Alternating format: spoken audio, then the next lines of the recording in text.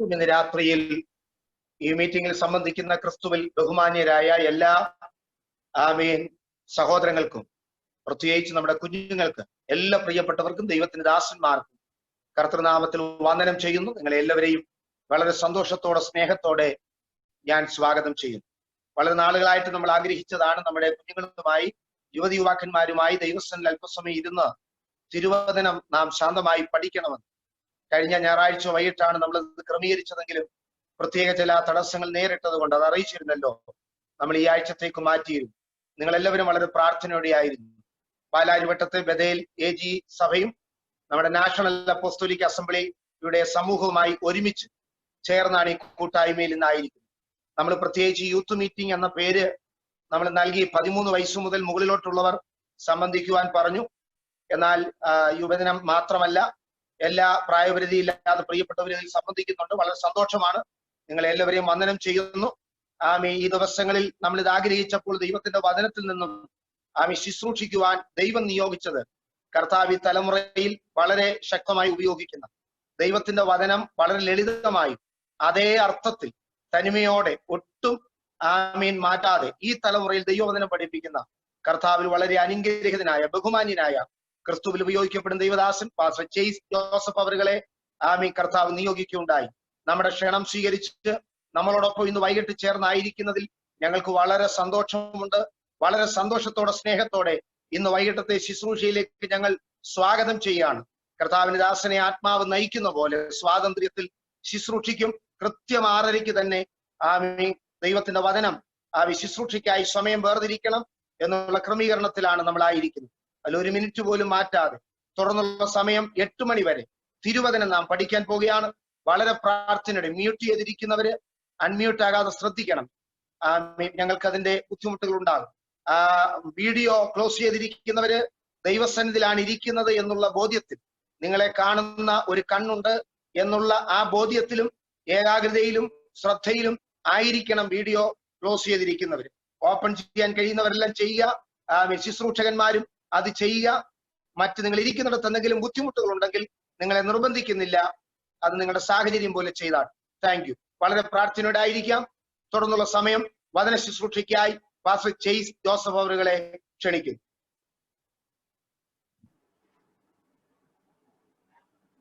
നിങ്ങൾക്ക് എല്ലാവർക്കും കർത്താവായ യേശു ക്രിസ്തുവിന്റെ നാമത്തിൽ ഞാൻ വന്ദനം പറയുന്നു. എന്റെ ശബ്ദം നിങ്ങൾക്ക് കേൾക്കാൻ കഴിയുന്നുണ്ട് എന്ന് ഞാൻ വിചാരിക്കുന്നു. ക്ലിയർ ആണ് പാസ്റ്റർ, ക്ലിയർ. ഓക്കെ. എനിക്ക് യൗവനക്കാരോട് സംസാരിക്കാൻ വളരെ ഇഷ്ടമുള്ള ഒരാളാണ്. അതിന്റെ പ്രധാനപ്പെട്ട കാരണം, ഞാൻ ഒരു യൗവന കാലഘട്ടത്തിൽ വീണ്ടും ഞാൻ അനുഭവം പ്രാപിച്ച ഒരാളാണ്. അതുകൊണ്ട് എന്നെ സംബന്ധിച്ച് യൗവനക്കാരോട് സംസാരിക്കുക എന്ന് പറയുന്ന ഒരു അവകാശമായിട്ട് കാണുന്ന ആളുമാണ്. അതുകൊണ്ട് തന്നെ ഇങ്ങനെയുള്ള ഒരു അവസരം എനിക്ക് ദൈവം തന്നതിന് ഞാൻ കർത്താവിന് നന്ദി പറയുകയും ചെയ്യുന്നു. എന്താണ് ഇന്നത്തെ യുവജനങ്ങൾ അറിഞ്ഞിരിക്കേണ്ടത്, എന്താണ് അവർ കേൾക്കേണ്ടത് എന്ന്, ദൈവത്തിന്റെ വചനം എന്താണ് ഇന്നത്തെ യൗവനക്കാരോട് സംസാരിക്കുന്നതെന്ന് നിങ്ങളുമായി പങ്കുവയ്ക്കുവാൻ എനിക്ക് സന്തോഷമുണ്ട്. ഞാൻ കോളേജിൽ പഠിക്കുന്ന കാലഘട്ടത്തിലാണ് എനിക്ക് കർത്താവിനെ കണ്ടുമുട്ടാൻ അവസരം ഉണ്ടായത്. ഒരു 19 വയസ്സ് ഉള്ള സമയത്താണ്. അന്ന് കർത്താവിനെ കണ്ടുമുട്ടിയതുകൊണ്ട് എൻ്റെ ജീവിതം അന്ന് വരെ ഞാൻ ഇത് എങ്ങനെ പോകുമായിരുന്നു എന്ന് വിചാരിച്ചോ അതിന് നേരെ വിപരീത ദിശയിൽ ഓടുവാൻ തുടങ്ങിയത് ആ ഒരു പോയിന്റിലാണ്. എൻ്റെ ലൈഫിന്റെ മുഴുവൻ ടേണിംഗ് പോയിന്റ് സംഭവിക്കുന്നത് കർത്താവിനെ കണ്ടുമുട്ടുന്ന ആ ഒരു പോയിന്റിലാണ്. യൗവനകാലത്ത് കർത്താവിനെ അറിയുക എന്ന് പറയുന്നത് വലിയ സൗഭാഗ്യമാണ്. കാരണം നമ്മൾ മിഷൻ ചരിത്രം നോക്കിയാൽ, ലോകത്തിന്റെ ചരിത്രം മുഴുവൻ നോക്കിക്കഴിഞ്ഞാൽ, യൗവനക്കാർ ചെയ്തിട്ടുള്ളതുപോലെ കർത്താവിന്റെ വേല ആ യൗവന കാലഘട്ടത്തിൽ കർത്താവിനെ അറിഞ്ഞിട്ടുള്ളവർ ചെയ്തതുപോലെ വേറെ ആരും ചെയ്തിട്ടില്ല. നമ്മൾ അനേകം ഉദാഹരണങ്ങൾ നിങ്ങൾക്കറിയാം. അമേരിക്കയിൽ സ്റ്റുഡന്റ് വോളണ്ടറി മൂവ്മെന്റ് എന്ന് പറഞ്ഞൊരു പ്രസ്ഥാനം ഉണ്ടായിരുന്നു. സ്റ്റുഡന്റ് വോളണ്ടറി മൂവ്മെന്റ് ഏതാണ്ട് 20,000-ഓളം മിഷണറിമാർ അയച്ചെന്നാണ് എൻ്റെ ഓർമ്മ. I not very certain about that. 50 വർഷം കൊണ്ട്. പക്ഷെ അവരെല്ലാം കർത്താവിന്റെ പല സ്ഥലത്തും പോയി മരിക്കുക. അനേകം സ്ഥലത്ത് ഒരു ഉണർവുണ്ടായി. ഇവരുടെ മിഷൻ പ്രവർത്തനങ്ങൾ കാരണം ഉണർവുണ്ടായതായിട്ട് നമുക്ക് കാണാൻ കഴിയും. ഓക്കെ. അതില് 2 മിഷണറിമാര്, ഞാൻ ഈ കഴിഞ്ഞ ദിവസമാണ് അവരുടെ കഥ കേട്ടത്. അവര് ഒരു അടിമകളെ ഒത്തിരിയുള്ള ഒരു സ്ഥലത്തേക്ക് കടന്നു പോവുകയും ആ അടിമകളുടെ അടുത്തേക്ക് ചെന്ന് സുവിശേഷം പറയാനുള്ള അവകാശം അവർക്ക് ഇല്ലാതിരുന്നുകൊണ്ട് ഇവർ വളരെ യൗവന കാലത്ത് 20-22 വയസ്സുള്ള സമയത്ത് ഇവരെ അടിമകളായി ഇവരെ തന്നെ വിൽക്കുകയാണ്. എന്നിട്ട് ആ പണം കൊണ്ടാണ് അവർ കപ്പൽ യാത്ര ചെയ്ത് ഒരു അടിമകളുടെ സുവിശേഷം പറയാൻ വേണ്ടി അവരിൽ ഒരാളായിട്ട് പോകുന്നത്. എല്ലാ യൗവനക്കാരാണ്. മൊറേവിയൻ മിഷണറിമാർ എന്ന് പറയുന്നത് വലിയൊരു സംഘം. ഇന്ന് ഈ സുവിശേഷം ഇത്രയും സ്പ്രെഡ് ആകുന്നത് യൗവനക്കാരുടെ വർക്കാണ്. പക്ഷെ ഇന്ന് നമ്മുടെ യൗവനക്കാർ, നമ്മുടെ കുട്ടികൾ വിശ്വാസം ക്യാരി ചെയ്യുന്നത്, വിശ്വാസത്തെക്കുറിച്ച് മനസ്സിലാക്കുന്നത് കർത്താവിനെ മഹത്വപ്പെടുന്ന ഒരു തരത്തിലാണോ എന്നുള്ളത് നാം എല്ലാവരും അന്വേഷിക്കേണ്ട, വിചിന്തനം ചെയ്യേണ്ട ഒരു കാര്യമാണ്. കാരണം അടുത്ത തലമുറ എങ്ങനെയായിരിക്കുമെന്ന് തീരുമാനിക്കുന്നത് ഈ യൗവനക്കാരാണ്. നമ്മുടെ കർത്താവിന്റെ വചനം എങ്ങോട്ടാണ്? നമ്മൾ പലപ്പോഴും പറയാറുണ്ട്, ഈ ബ്രിട്ടനിലൊക്കെ ഉണർവ് നടന്ന, വെയിൽസിൽ ഉണർവ്, ഇങ്ങനെയൊക്കെയുള്ള ഉണർവുകളെ കുറിച്ച് നിങ്ങളൊരു പക്ഷേ പാസ്റ്റേഴ്സ് ഒക്കെ പറയുന്നത് കേട്ടിട്ടുണ്ടാവും. ആ വെയിൽസിൽ ഉണർവ് നടന്ന പള്ളിയൊക്കെ ഇപ്പം അവിടെ ഉണ്ട്. പക്ഷെ അത് സന്ദർശകരെ കടത്തി ഒരു കാഴ്ചകൾ കാണിക്കാനല്ലാതെ അവിടെയൊന്നും ആരും 3-4 പേരോ മറ്റാണ് അവിടെ ആരാധനയ്ക്ക് വരുന്നത്. അന്ന് ഉണർവ് റിയൽ അല്ലായിരുന്നതിന് അർത്ഥമില്ല. ഉണർവ് യഥാർത്ഥത്തിൽ നടന്നു തന്നെയാണ്. പക്ഷെ പ്രശ്നം എന്താണെന്ന് വെച്ച് കഴിഞ്ഞാൽ ഈ യൗവനക്കാരുടെ തലമുറ വന്നു കഴിഞ്ഞപ്പോഴേക്കും കർത്താവിന്റെ ഒരു കൃപയില്ലാതെ, വീണ്ടും ജനനമില്ലാതെ രക്ഷാനുഭവം പ്രാപിക്കാത്ത ഒരു തലമുറയിലേക്കാണ് ഇത് പരമേൽപ്പിക്കപ്പെട്ടത്. കർത്താവിന്റെ കാലത്ത് വെളിപ്പാട് പുസ്തകത്തിൽ യോഹന്നാൻ എഴുതുന്ന 7 സഭകൾ, 7 സഭകളും ഇന്ന് ആ അർത്ഥത്തിലില്ല. സഭകൾ ഒരു കാലം കഴിയുമ്പോൾ വെളിച്ചം നഷ്ടപ്പെടുകയും നിലവിളക്കെടുത്ത് മാറ്റപ്പെടുകയും ആ സ്ഥലത്ത് നിന്ന് തന്നെ റിമൂവ്ഡ് ആയി പോവുകയും ചെയ്യുന്നത് ഈ വീണ്ടും ജനനത്തിൽ ഉറയ്ക്കാവുന്ന തലമുറകൾ ഇല്ലാതെ പോകുന്നുണ്ടാണ്. ക്രിസ്തുവിനെ അറിയാത്ത തലമുറകൾ ഉണ്ടായിക്കഴിഞ്ഞാൽ അടുത്ത ജനറേഷൻ ഇതെന്താണ് ഞങ്ങൾ വിശ്വസിക്കുന്നതെന്ന് അറിയാതെ പോകുന്നു എന്നുള്ളതാണ്. ഈ അന്ത്യകാലത്തുള്ള ചതികൾ, ഡിസെപ്ഷൻസ് വളരെ ഭീകരമാണ് താനും. നമ്മൾ വിചാരിക്കുന്നതിനേക്കാളും ഗുരുതരമായ വളരെ ഭീകരാവസ്ഥയിലുള്ള ഡിസെപ്ഷൻസ് ആണ് നമ്മുടെ ചുറ്റും വ്യാപിച്ചിരിക്കുന്നത്. ഓക്കെ, അത് ഞാനൊരു 1-2 ഇല്ലസ്ട്രേഷൻസ് നിങ്ങളുടെ മുമ്പിൽ പറയാം. ഞാൻ അനുഭവിച്ചത് ഈ അടുത്ത കാലങ്ങളിൽ ഞാൻ യൗവനക്കാരുമായിട്ട് സംസാരിക്കുമ്പോൾ ഞാൻ എൻകൗണ്ടർ ചെയ്തിട്ടുള്ള ചില ക്രൈസിസ് നിങ്ങളുടെ മുമ്പിൽ ഞാൻ വയ്ക്കുകയാണ്.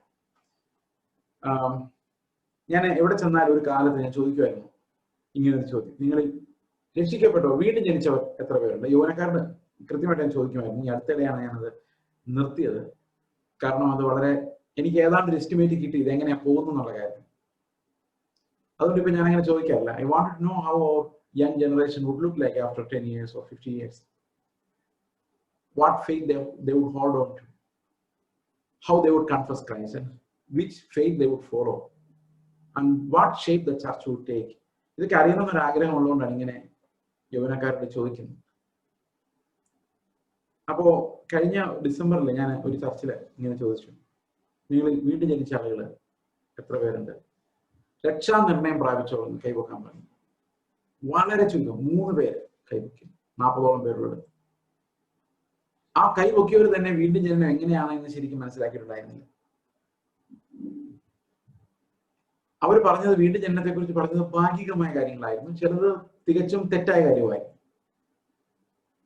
അപ്പോൾ ശരിക്കും വീണ്ടും ജനിക്കുന്നത് എങ്ങനെയാണ്, ആ സുവിശേഷം എന്താണ് എന്ന് ഇന്ന് പറയുകയോ കേൾക്കുകയോ ചെയ്യപ്പെടാത്ത ഒരു കാലമാണ്. We don't understand how to be born again. അത് മനസ്സിലാകാത്ത ഒരു കാലം. എങ്ങനെയാണ് വീണ്ടും ജനിക്കുന്നതെന്ന് അറിയാൻ വയ്യാത്ത ഒരു കാലം. അപ്പൊ കർത്താവ് ലൗദിക്യ സഭയോട് നിന്നെ വായിൽ തുമ്മിന്ന് കളയെന്ന് പറയുന്നത്, തുപ്പിക്കളയുന്നത് എങ്ങനെയാ തുപ്പിക്കളയുന്നതെന്ന് അറിയാം. അവിടെ വീണ്ടും ജനിക്കാത്തവരുണ്ടായാൽ മതി. അടുത്ത ജനറേഷനിലും വീണ്ടും ജനിക്കാത്ത പിള്ളേരാണെങ്കിൽ പിന്നെ സഭയില്ല, പിന്നെ മതമുണ്ട്, പിന്നെ സ്ട്രക്ചർ ഉണ്ട്, പക്ഷെ സഭയില്ല. അങ്ങനെയാണ് കർത്താവിന്റെ കൃപയിൽ നിന്ന് ഓരോരോ ചർച്ചകൾ വിട്ടുവിട്ടു പോകുന്നത്. നമ്മുടെ മുമ്പുള്ള ഒത്തിരി ചർച്ചകൾ അങ്ങനെ പോയിട്ടുണ്ട്. നമ്മൾ ഏതാണ്ട് നാശത്തിന്റെ അടുത്താണ് അന്ത്യകാലത്ത് നിൽക്കുന്നത്. അതുകൊണ്ട് തന്നെ നമ്മുടെ വിശ്വാസം എന്തെന്ന് കരുതിക്കൊള്ളേണ്ടത് നമ്മൾ വളരെ അത്യാവശ്യമാണ്. വിശ്വാസത്താലുള്ള വീണ്ടും ജനനം എന്താണെന്നും വിശുദ്ധീകരണം എന്താണെന്നും നമ്മൾ അറിഞ്ഞിരിക്കേണ്ടത് ആവശ്യമാണ്. ഇത് എന്തുകൊണ്ട് ആവശ്യമാണെന്ന് വെച്ച് കഴിഞ്ഞാൽ നമ്മുടെ ജീവൻ അവിടെയാണ് ആശ്രയിക്കപ്പെട്ടിരിക്കുന്നത്, അവിടെയാണ് ആശ്രയിച്ചിരിക്കുന്നത്. എന്റെ മനസ്സിൽ നിങ്ങളോട് പറയാനുള്ള 1.5 മണിക്കൂറിൽ ഒത്തിരി കാര്യങ്ങൾ നിങ്ങളോട് പങ്കുവയ്ക്കണമെന്ന് എനിക്ക് വലിയ ആഗ്രഹമുണ്ട്. പക്ഷെ 1.5 മണിക്കൂർ എന്ന് പറയുന്നത് വളരെ ലിമിറ്റഡ് ആയിട്ടുള്ള ഒരു ടൈമാണ്. ഇപ്പൊ നിങ്ങൾ വിചാരിക്കായിരിക്കും, ഞങ്ങൾ അങ്ങനെയല്ല പാസ്റ്റർ വിചാരിച്ചോണ്ടിരുന്നത്, 1.5 മണിക്കൂർ ഇരിക്കണമല്ലോ എന്നാണ് വിചാരിച്ചോണ്ടിരുന്നത്. പക്ഷെ പാസ്റ്റർ വന്നിട്ട് 1.5 മണിക്കൂർ നിസ്സാരമായ ടൈമാണെന്ന് പറയുമ്പോൾ അപ്പൊ ശരിക്കും യഥാർത്ഥ ടൈം എന്തോരു മാത്രമാണ് എന്ന് നിങ്ങൾ ചിന്തിക്കുന്നുണ്ടായിരിക്കും. യഥാർത്ഥ ടൈം എന്ന് പറഞ്ഞൊരു ടൈമില്ല. അതിങ്ങനെ അൺലിമിറ്റഡ് ആയിട്ട് എത്ര നേരം വേണമെങ്കിലും തുടരാം. കാരണം നമ്മൾ എത്ര പറഞ്ഞാലും ഇത് തീരില്ലാത്ത ഒരു വിഷയമാണ്. ഇതിന്റെ പ്രധാനപ്പെട്ട ഒരു കാര്യം, നമ്മൾ അറിഞ്ഞിരിക്കേണ്ട ഒരു കാര്യം, 2 പ്രധാനപ്പെട്ട കാര്യങ്ങളാണ് നിങ്ങളുടെ മുമ്പിലേക്ക് എനിക്ക് അത്യാവശ്യമായിട്ട് വെക്കാനുള്ളത്. ഞാനൊരു നല്ല പ്രസംഗം പറയാൻ വേണ്ടി വന്ന ആളല്ല, അങ്ങനെ പറയുന്ന ആളുമല്ല. പ്രസംഗ ശാസ്ത്രമൊക്കെ പഠിച്ചിട്ടുണ്ടെങ്കിലും എനിക്ക് അങ്ങനെ പറയാൻ താല്പര്യമില്ല. കാരണം ദൈവത്തിന്റെ ആത്മാവ് നമ്മോട് എന്താണ് സംസാരിക്കുന്നത് നമ്മൾ ശ്രദ്ധിക്കേണ്ടത്. അതുകൊണ്ട് നമ്മൾ ഇന്ന് എന്താണ് കർത്താവിന്റെ ആത്മാവ് നമ്മുടെ വചനത്തിൽ നിന്ന് വെളിപ്പെടുത്തരുന്ന വചനത്തിന്റെ വെളിപ്പാട്, ഓരോ വിദ്യാർത്ഥിയോട് ഒരു യുവാവിനോട് എന്താണ് വചനം സംസാരിക്കുന്നത് എന്നുള്ളതാണ് നമ്മുടെ മുൻപിൽ കർത്താവ് വെച്ചിരിക്കുന്ന കാര്യം. നമുക്ക് വചനത്തിലേക്ക് നമ്മുടെ ശ്രദ്ധയെ തിരിക്കാം.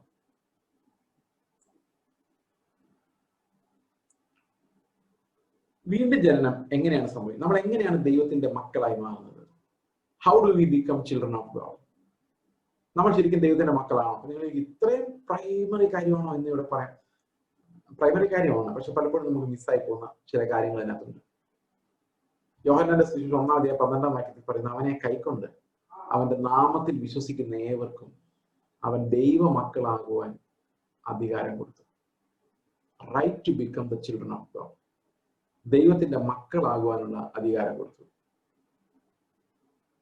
ഇത് മക്കളാകുന്നത് എങ്ങനെയാണ്? How do we become children of God? ദൈവത്തിന്റെ മക്കളാകുവാനുള്ള അധികാരം അവനെ കൈക്കൊണ്ട് അവന്റെ നാമത്തിൽ വിശ്വസിക്കുന്ന ഏവർക്കും. അപ്പോൾ ഈ അവനെ കൈക്കൊള്ളുക എന്ന് പറയുന്നത് എന്താണ്? അവന്റെ നാമത്തിൽ വിശ്വസിക്കുക എന്ന് പറഞ്ഞാൽ എന്താണ്? ഈ രണ്ട് കാര്യങ്ങളാണ് നമ്മെ വീണ്ടും ജനനം അനുഭവം, അതായത് ദൈവത്തിന്റെ മക്കളാകുന്ന ആ ഒരവസ്ഥയിലേക്ക് കൊണ്ട് ചെല്ലുന്നത്. Receive Christ and believe in his name. ക്രിസ്തുവിനെ സ്വീകരിക്കുക, അവന്റെ നാമത്തിൽ വിശ്വസിക്കുക. These are the two things.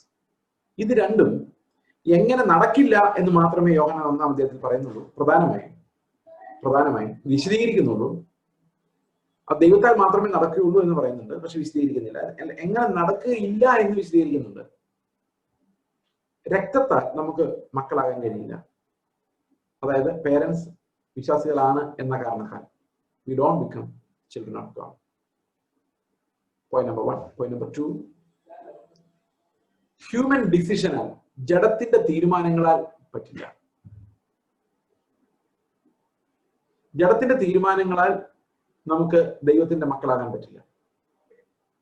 കാരണം ലോകത്തിൽ ഇന്നേ വരെ ഒരു മനുഷ്യനും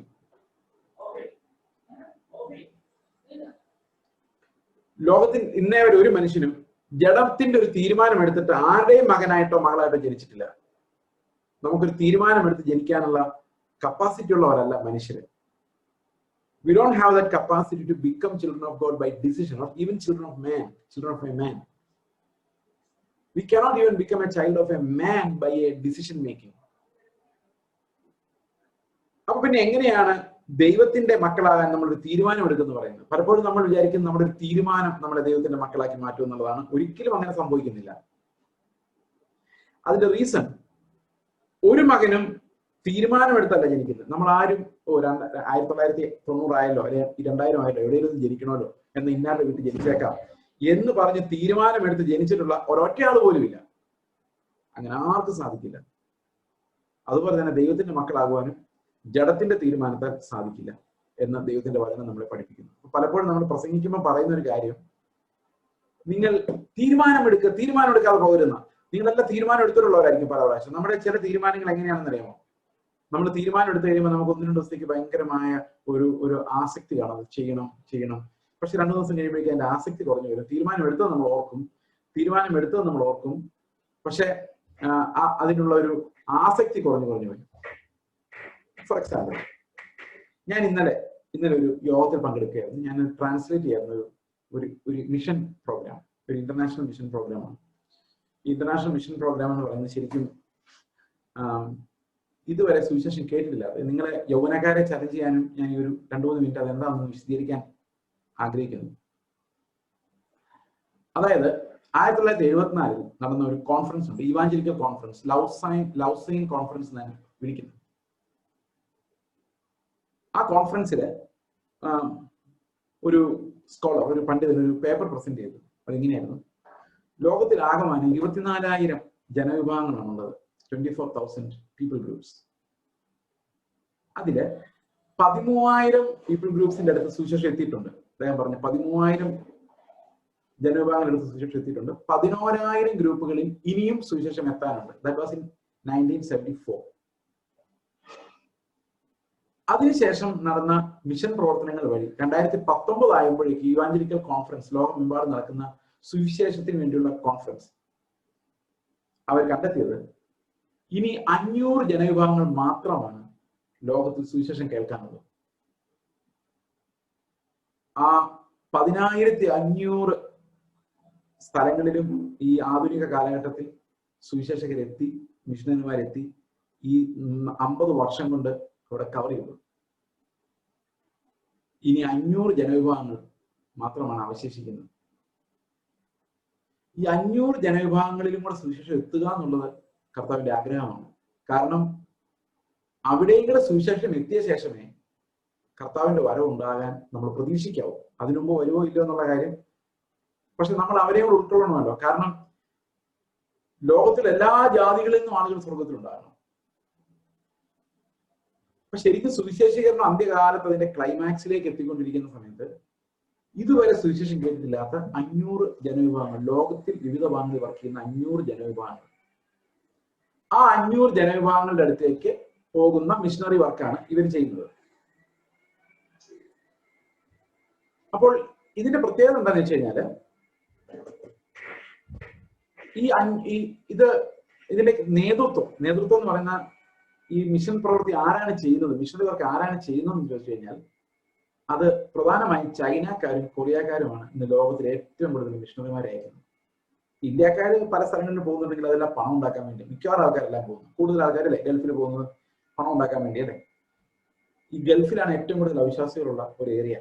1040 വിൻഡോ, നോർത്ത് ഇന്ത്യ ആ ഒരു ഏരിയയാണ്. സൗദി അറേബ്യ, ഇറാൻ, ഇങ്ങനെയുള്ള രാജ്യങ്ങൾ, മൊറോക്കോ, ഇങ്ങനെയുള്ള രാജ്യങ്ങൾ. എന്തിനാണ് നമ്മളവിടെ പോകുന്നത്? വിശ്വാസികൾ എന്തിനാണ് അവിടെ പോകുന്നത്? പണം ഉണ്ടാക്കാൻ വേണ്ടി പോകുന്നത്. പക്ഷെ ഇവരങ്ങനല്ല പോകുന്നത്. സൗത്ത് കൊറിയയിൽ നിന്ന് ചൈനയിൽ നിന്നുള്ള മിഷണറിമാരെ ജോലി ചെയ്യാനല്ല അവർ പോകുന്നത്. ജോലി ചെയ്യുന്നുണ്ട്, പക്ഷെ സുവിശേഷം പറയാൻ വേണ്ടി ഒരൊറ്റ മിഷൻ. ഇപ്പം നമുക്കറിയാം, ചൈനയിൽ നിന്ന് പാകിസ്ഥാൻ വഴി ഇറാന് ആ വഴിയിലെ അതിലെ ഒരു അഫ്ഗാനിസ്ഥാൻ വഴി ഒരു സിൽക്ക് റോഡ് എന്ന് പറഞ്ഞ റോഡ് ചൈനക്കാര് നിർമ്മിക്കുന്നുണ്ട്. ഇത് പണിയുന്നത് പാക് ഒക്കുപ്പൈഡ് കാശ്മീർ, നമ്മുടെ കാശ്മീരിലൂടെയാണ് റോഡ് പോകുന്നത്. നമ്മുടെ കാശ്മീർ എന്ന് പറഞ്ഞാൽ നമ്മുടെ കയ്യിലതില്ല, പാകിസ്ഥാൻ കീഴടക്കി വെച്ചിരിക്കുന്ന ഒരു ഭാഗമുണ്ട്, അതിലൂടെയാണ് ഇത് കടന്നു പോകുന്നത്. ആ റോഡ് പണിയാൻ വേണ്ടിയാണ് ഈ മിഷണറിമാര് 10,000-ഓളം മിഷണറിമാർ ഇപ്പൊ പാകിസ്ഥാനിലുണ്ട്. ഈ റോഡ് പണിയുന്ന തൊഴിലാളികളായിട്ടാണ് വന്നിരിക്കുന്നത്. അവര് ലോകത്തിൽ ഒന്നും പ്രതീക്ഷിക്കുന്നില്ല. ഈ സുവിശേഷം സ്പ്രെഡ് ചെയ്യണോ, പിടിച്ചാൽ കൊല്ലും, സാരമില്ല, മരിക്കാം. അപ്പൊ അങ്ങനെ ഒരു മിഷൻ, ആ മിഷന്റെ ഒരു മീറ്റിംഗ് ആണ് ഇന്നലെ നടന്നുകൊണ്ടിരിക്കുന്നത്. അപ്പൊ ഞാൻ അവർക്ക് ട്രാൻസ്ലേറ്റ് ചെയ്യാൻ വേണ്ടി നമ്മുടെ സഹോദരങ്ങളുടെ ഒരു കൂട്ടായ്മയായിട്ടാണ് അത് കേരളത്തിൽ ഇപ്പോൾ നടക്കുന്നത്. 7 ദിവസത്തെ ഒരു കോഴ്സാണ്. പക്ഷെ നമ്മുടെ ജനം, നമ്മുടെ യൗവനക്കാർ, യേശുക്രിസ്തുവിന് വേണ്ടി ജീവിക്കാൻ ശക്തിയില്ലാത്തവരും മതം എന്നൊരു ആചാരത്തിലേക്ക് മാത്രം വിശ്വാസത്തെ ഒതുക്കുന്നവരുമായി ഈ ഒരു തലമുറ മാറിക്കൊണ്ടിരിക്കുന്നു വളരെ വേഗം. ആ ഒരു വിഷൻ അകത്ത്, കർത്താവിന് വേണ്ടി എന്നുള്ളൊരു വിഷൻ ഇല്ലാതെ പോകുന്ന ഒരു തലമുറയുടെ മുമ്പിലാണ് നമ്മൾ ഇരിക്കുന്നത്. നമ്മുടെ യൗവനക്കാരുടെ എന്ന് പറയുമ്പം നിങ്ങളുടെ അപ്പനമ്മമാര് ഞങ്ങളൊന്നും മോശമൊന്നുമില്ല. ഇതെല്ലാം ഒരർത്ഥത്തിൽ പറഞ്ഞ നമ്മുടെ കാര്യം നടക്കും. മിനിസ്ട്രി ആണെങ്കിൽ പോലും നമ്മുടെ കാര്യം നടക്കുക എന്നുള്ള ഒരു അജണ്ടയിലേക്കാണ് ഇതെല്ലാം ചുരുങ്ങിക്കൊണ്ടിരിക്കുന്നത്. ലോകാവസാനത്തിൽ വരുന്ന ഏറ്റവും വലിയൊരു ഡിസപ്ഷൻ എന്ന് പറയുന്നത് മിനിസ്ട്രി ബിക്കംസ് അവനവനിസം എന്നുള്ളതാണ്. അപ്പോൾ തീരുമാനം എടുക്കുക. അപ്പൊ ഞാനിത് പറഞ്ഞു, ഞാൻ ഇന്നലെ കേട്ടപ്പോൾ ഞാൻ ട്രാൻസ്ലേറ്റ് ചെയ്തിരുന്നപ്പോൾ എന്റെ കണ്ണ് നിറഞ്ഞു. എനിക്ക് ഭയങ്കരമായ വിഷമമുണ്ടായി. ഈ മൊറേവിയൻ മിഷണറിമാർ സാക്രിഫൈസ് ചെയ്ത് മരണത്തിന് ഏൽപ്പിച്ചു കൊടുക്കുന്നതൊക്കെ വായിച്ചു കഴിഞ്ഞപ്പോൾ എനിക്ക് ഭയങ്കര വിഷമമുണ്ടായി. അവർ ഈ അടിമകളായിട്ട് സ്വയം വിൽക്കുന്നതും അവരവിടെ ജീവിതകാലം മുഴുവൻ അടിമകളായിട്ട് ജീവിക്കാൻ വേണ്ടി പോകുന്നതും, പെൺപിള്ളേരും ആൺപിള്ളേരും എല്ലാം യൗവനകാലത്ത് കർത്താവിന് വേണ്ടി പഠിത്തം ഉപേക്ഷിച്ച്, ജീവിതം ഉപേക്ഷിച്ച് എല്ലാം കർത്താവിന്റെ കോസ്റ്റ് മുടക്കി സുവിശേഷം പറയാൻ വേണ്ടി അങ്ങനെയൊക്കെ ഉള്ളവരുള്ളതുകൊണ്ടാണ് നമ്മൾ ഇന്ന് വിശ്വാസികളായിരിക്കുന്നത്. ഇതൊക്കെ പ്രസംഗിച്ചുകൊണ്ട് ട്രാൻസ്ലേറ്റ് ചെയ്തുകൊണ്ടിരുന്നപ്പോൾ എന്റെ കണ്ണ് നിറഞ്ഞു. ഭയങ്കര വികാരം തള്ളിച്ച് എനിക്കുണ്ടായി. കർത്താവ്, എനിക്ക് എന്തെങ്കിലും ചെയ്യണം. ഞാൻ ആ പ്രസംഗത്തിന്റെ ഇടയിൽ ഇങ്ങനെ ചിന്തിക്കായിരുന്നു, കർത്താവ്, എനിക്കും നിനക്ക് വേണ്ടി പോകണമെന്ന് ആഗ്രഹമുണ്ട്. എവിടെയെങ്കിലും പോയി കുറച്ച് നാളെങ്കിലും, ഒരു വർഷമെങ്കിലും ഏതെങ്കിലും മൊറോക്കോയിലോ ഇറാനിലോ അങ്ങനെ കർത്താവിനെ കുറിച്ച് അറിഞ്ഞിട്ടില്ലാത്ത, സൗകര്യങ്ങളൊന്നും ഇല്ലാത്ത വില്ലേജുകളിൽ എവിടെയെങ്കിലും പോയി സുവിശേഷം പറയുന്നത്, അവർ പിടിച്ചോട്ടെ മരിക്കണം എന്നൊക്കെ തോന്നും. അത് കർത്താവിന്റെ ആത്മാവ് ഉള്ളതുകൊണ്ട് ഇങ്ങനെ തോന്നുന്നതാണ്. പക്ഷേ 2 ദിവസം കഴിയുമ്പം ഐഡിയ ഒക്കെ ഉണ്ടെങ്കിലും ആ കണ്ണുനീരുണ്ടാവില്ല. കാരണം അത്ര വലിയ തീരുമാനത്തിന്റെ ബലം എന്ന് പറയുന്നത്, മനുഷ്യന്റെ തീരുമാനം ദൈവത്തിന്റെ ആത്മാവ് നമ്മൾ ഉളവാക്കുന്നതല്ലെങ്കിൽ നമ്മുടെ വികാരത്തിൽ ഉണ്ടാകുന്ന ഒരു ഡിസിഷൻ എന്ന് പറയുന്നത്, ജഡത്തിന്റെ ഒരു ഡിസിഷൻ എന്ന് പറയുന്നത്, ആ ഡിസിഷൻ നമ്മൾ ഓർക്കും, പക്ഷെ അതിൽ ഉണ്ടായ വികാരം, ആ സ്നേഹം, എഫെസ്യരുടെ സഭയോട് പറയുന്നത് നിന്റെ ആദ്യ സ്നേഹം നീ ഉപേക്ഷിച്ച് കളഞ്ഞു എന്നാണ് പറയുന്നത്. അപ്പൊ there is a chance that our decisions will become weaker, lose its emotional backbone, and it will become just sounding symbol. തീരുമാനങ്ങളൊക്കെ ഉണ്ട്, പക്ഷെ അത് emotionally there is no support for that decision. അങ്ങനെയാണ് മനുഷ്യൻ. അതുകൊണ്ടാണ് കർത്താവ് പറഞ്ഞത്, തീരുമാനം എടുത്താൽ അതിന്റെ എഫക്ട് കൂടി വന്നാൽ 3 ദിവസം, ഇപ്പോൾ അതുപോലും ഇല്ല 3 മണിക്കൂർ. അത് കഴിയുമ്പോഴേക്കും നമ്മൾ പഴയ പോലെ ആവും. തീരുമാനം എടുത്താൽ ഓർമ്മ നമുക്കുണ്ടാവും. നമ്മുടെ ഓർമ്മ വെച്ച് പറയും, ഞാൻ അന്ന് വീണ്ടും ജനിച്ച, അന്ന് രക്ഷിക്കപ്പെട്ടതാണ്. So decisions are deceptive. Human decisions are deceptive. അത് ചതിക്കുന്നതാണ് മനുഷ്യന്റെ മനസ്സ്. നമുക്ക് കർത്താവിന്റെ സ്നേഹം ഉണ്ടെന്ന് പറയുമ്പോഴും പലപ്പോഴും നമ്മൾ ചതിക്കപ്പെടാൻ സാധ്യതയുണ്ട്. അതുകൊണ്ടാണ് ആ വാക്യം അങ്ങനെ പറയുന്നത്, no one shall be saved by the decision of the flesh, not by the will of the flesh എന്നാണ് അവിടെ എഴുതിയിരിക്കുന്നത്. Not by blood, not by the will of the flesh. ഇനി അടുത്ത് പറഞ്ഞിരിക്കുന്നത്, എന്നാ പിന്നെ ചില പിള്ളേർ ഇങ്ങനെ വിചാരിക്കും, എനിക്കൊരു പെൺകുട്ടിയെ ഇഷ്ടമാണ്, ഒരു ചെറുക്കനെ ഇഷ്ടമാണ്, വിശ്വാസിയൊന്നുമല്ല, പിന്നെ കല്യാണം കഴിച്ചു കഴിഞ്ഞാൽ നമുക്ക് വിശ്വാസി ആക്കാമല്ലോ. നടക്കില്ല. Not possible. കർത്താവ് അവിടെ പറയുന്നുണ്ടല്ലോ, ഒരു വീട്ടിലെ പുരുഷൻ തീരുമാനിച്ചാൽ ആ കുടുംബം രക്ഷപ്പെടില്ല. പഴയ നിയമത്തിൽ അങ്ങനെ മതിയായിരുന്നു, യോശുവ പറഞ്ഞാൽ മതിയായിരുന്നു, ഞാനും എന്റെ കുടുംബവുമോ. അത് എക്സ്റ്റേണൽ കമാൻഡ്മെന്റ് ആയിരുന്നുകൊണ്ട് അനുസരിക്കാൻ എളുപ്പമായിരുന്നു. പക്ഷെ ആന്തരികമായൊരു നിയമം പുതിയ നിയമത്തിൽ സ്ഥാപിക്കപ്പെട്ടിരിക്കുന്നതുകൊണ്ട് ഭർത്താവ് വിശ്വാസി ആയതുകൊണ്ട് ഭാര്യ ആകണമെന്നോ, ഭാര്യ വിശ്വാസി ആയതുകൊണ്ട് ഭർത്താവ് ആകണമെന്ന് നിർബന്ധമൊന്നുമില്ല. അത് ജീവിതകാലം മുഴുവൻ ഇടർച്ചയായിട്ട് മാറാനാണ് ഏറ്റവും കൂടുതൽ സാധ്യതയുള്ളത്. ഓക്കെ, ഞാനിത് പറഞ്ഞത് not by a human decision or will or by flesh. നിങ്ങൾക്ക് ഒരിക്കലും ഈ വക ജഡീകമായ കാരണങ്ങളാൽ മക്കളായി മാറുവാൻ കഴിയുകയില്ല. അപ്പൊ പിന്നെ എങ്ങനെയാണ് മക്കളായി മാറുന്നത്? How are we born again? ഇത് നിങ്ങൾ കേൾക്കേണ്ടത് ആവശ്യമാണ്. നിങ്ങൾ ഒരുപക്ഷെ നേരത്തെ കേട്ടിട്ടുണ്ടെങ്കിലും മനസ്സിലാക്കിയിട്ടുണ്ടെങ്കിലും, you need to understand this gospel, because this is the gospel that you need to share to everyone. How to be born again, how to be a child of God, how to accept the gospel, how to accept Christ Jesus. ഇത് നമ്മൾ മറ്റുള്ളവരോട് പങ്കുവയ്ക്കുകയും നമ്മൾ അറിയുകയും ചെയ്യേണ്ട essentials ആണ്. Okay, ഇത് എങ്ങനെയാണ് അവിടെ പറയുന്ന കർത്താവിൽ നിന്ന് ജനിച്ചത്, ദൈവത്തിൽ നിന്ന് ജനിച്ചത്. അപ്പൊ മനുഷ്യരിൽ നിന്ന് മനുഷ്യർക്ക് കുഞ്ഞുങ്ങൾ ഉണ്ടാകുന്ന പോലെ ദൈവത്തിന് മക്കൾ ഉണ്ടാകുന്നത് ദൈവത്തിൽ നിന്നാണ്. Okay, from God. God decides and God regenerates us. God makes us his children. അവനാണ് നമ്മെ അവന്റെ മക്കളാക്കി മാറ്റുന്നത്. അപ്പൊ ദൈവത്തിന്റെ പ്രവൃത്തിയാണ് ദൈവത്തിന് മക്കളെ ഉണ്ടാക്കുന്നത്. It's by the will of God, it's by him. എങ്ങനെയാണ് കർത്താവ് അത് ചെയ്യുന്നത്? നമുക്ക് 3-ാം അധ്യായത്തിൽ, യോഹന്നാന്റെ 3-ാം അധ്യായത്തിൽ, ഞാനിത് വളരെ വിശദമായിട്ട് സംസാരിക്കാൻ എന്റെ മുമ്പിൽ ടൈം ലിമിറ്റ് ഉണ്ട്. അതുകൊണ്ട് I have to divide this into 2 sessions, one about our born again experience and other about our sanctification. അതുകൊണ്ട് ഞാനിത് ചുരുക്കമായിട്ട് ഈ വാക്യങ്ങളിലൂടെ കടന്നു പോകാനാണ് ആഗ്രഹിക്കുന്നത്. യോഹന്നാന്റെ സുവിശേഷം 3-ാം അധ്യായത്തിൽ കർത്താവ് നിക്കോദെമോസിനോട് സംസാരിക്കുമ്പോൾ 3-ാം അധ്യായത്തിന്റെ 3-ാം വാക്യം നമ്മൾ വായിച്ചാൽ അത് ഇങ്ങനെയാണ്.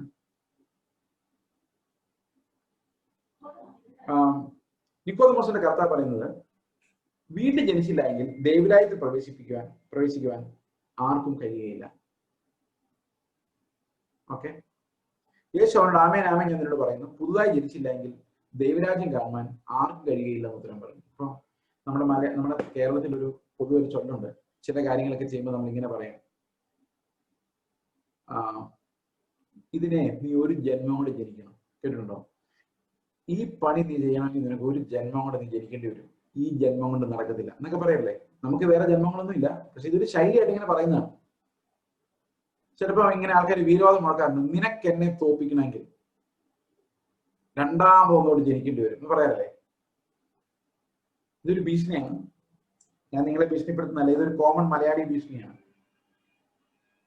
കർത്താവ് ഏതാണ്ട് നിക്കോദെമോസിന് അങ്ങനെ തന്നെ പറഞ്ഞു, ദൈവരാജ്യത്തിൽ പോകണമെങ്കിൽ ഈ ജന്മം പോരാ, നീ ഒന്നും കൂടെ ജനിക്കേണ്ടി വരും. നീ ടു ബി ബോൺ അഗെയിൻ. അപ്പോ നിക്കോദെമോസിന് വിഷമമുണ്ടാകും. നിക്കോദെമോസ് കർത്താവിനോട് ചോദിക്കുകയാണ്, ഞാൻ ഈ പ്രായമായ ഞാൻ എങ്ങനെയാണ് ഇനി ഒന്നും കൂടെ ജനിക്കുന്നത്? How is it possible for me to be born again once again? Can I enter into the womb of my mother once again? ഒന്നും കൂടെ ഞാൻ എൻ്റെ അമ്മയുടെ ഗർഭപാത്രത്തിൽ പ്രവേശിച്ചിട്ട് പിന്നെ ജനിക്കാൻ പറ്റും? Not possible because I am an old man. അപ്പൊ കർത്താവ് പറഞ്ഞു, ഞാൻ നിന്നോട് വീണ്ടും ജനിക്കുന്നു. വെള്ളത്താലും ആത്മാവിനും ജനിച്ചില്ല എങ്കിൽ ആർക്കും ദൈവരാജ്യത്തിൽ പ്രവേശിക്കാൻ കഴിയില്ല. അപ്പം by water and by spirit, അതാണ് കർത്താവ് പറഞ്ഞത്. എങ്ങനെ വീണ്ടും ജനിക്കാം എന്നുള്ളതിന്റെ ഉത്തരം the Lord said it's by water and by spirit. വെള്ളത്താലും ആത്മാവിനാലും. നമ്മൾ യോഹന്നാന്റെ സുവിശേഷം 1-ാം അധ്യായത്തിന്റെ 12-ാം വാക്യത്തിൽ വായിച്ചത് ദൈവത്തിൽ നിന്ന് അത്രേ ജനിച്ചതെന്നാണ്, ദൈവത്തിൽ നിന്നാണ്. അപ്പൊ ഈ വെള്ളവും ആത്മാവും എന്ന് പറയുന്നത് the source of this water and the spirit, the source is God.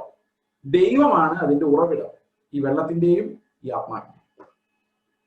കർത്താവ് പറഞ്ഞു, നീ വെള്ളത്താലും ആത്മാവിനാലും വീണ്ടും ജനിച്ചില്ലെങ്കിൽ, God does not kindle you again by water and spirit, you cannot inherit the kingdom of God. ആർക്കും കഴിയില്ലെന്നാണ് പറഞ്ഞത്. No one can. എന്നിട്ട് കർത്താവ് പറഞ്ഞു, ജഡത്താൽ ജനിച്ച എല്ലാം ജഡമാണ്, ആത്മാവിൽ ജനിച്ച ആത്മാവാണ്. ഇതാണ് ഇവിടുത്തെ പ്രോബ്ലം. നമ്മളെല്ലാവരും ജഡത്താൽ ഒരിക്കൽ ജനിച്ചതാണ്, ജഡമാണ്. ആത്മാവിനെ ജനിച്ചത് ആത്മാവാണ്. And that's the worry and that's the problem. That's the crisis. ജഡരക്തങ്ങൾക്ക് ഒരിക്കലും ദൈവരാജ്യത്തെ അവകാശമാക്കാൻ കഴിയില്ല. Flesh and blood can never inherit the kingdom of God. അപ്പൊ എന്ത് ചെയ്യണം? ആത്മാവിൽ ജനിക്കണം. ജഡത്തിന് ഒരിക്കലും ദൈവരാജ്യത്തിൽ പ്രവേശിക്കാൻ കഴിയില്ല. So what should happen? We should be born again by the spirit. അപ്പൊ വെള്ളം എവിടെ പോയി? നമുക്ക് നോക്കാം. അടുത്ത വാക്യം.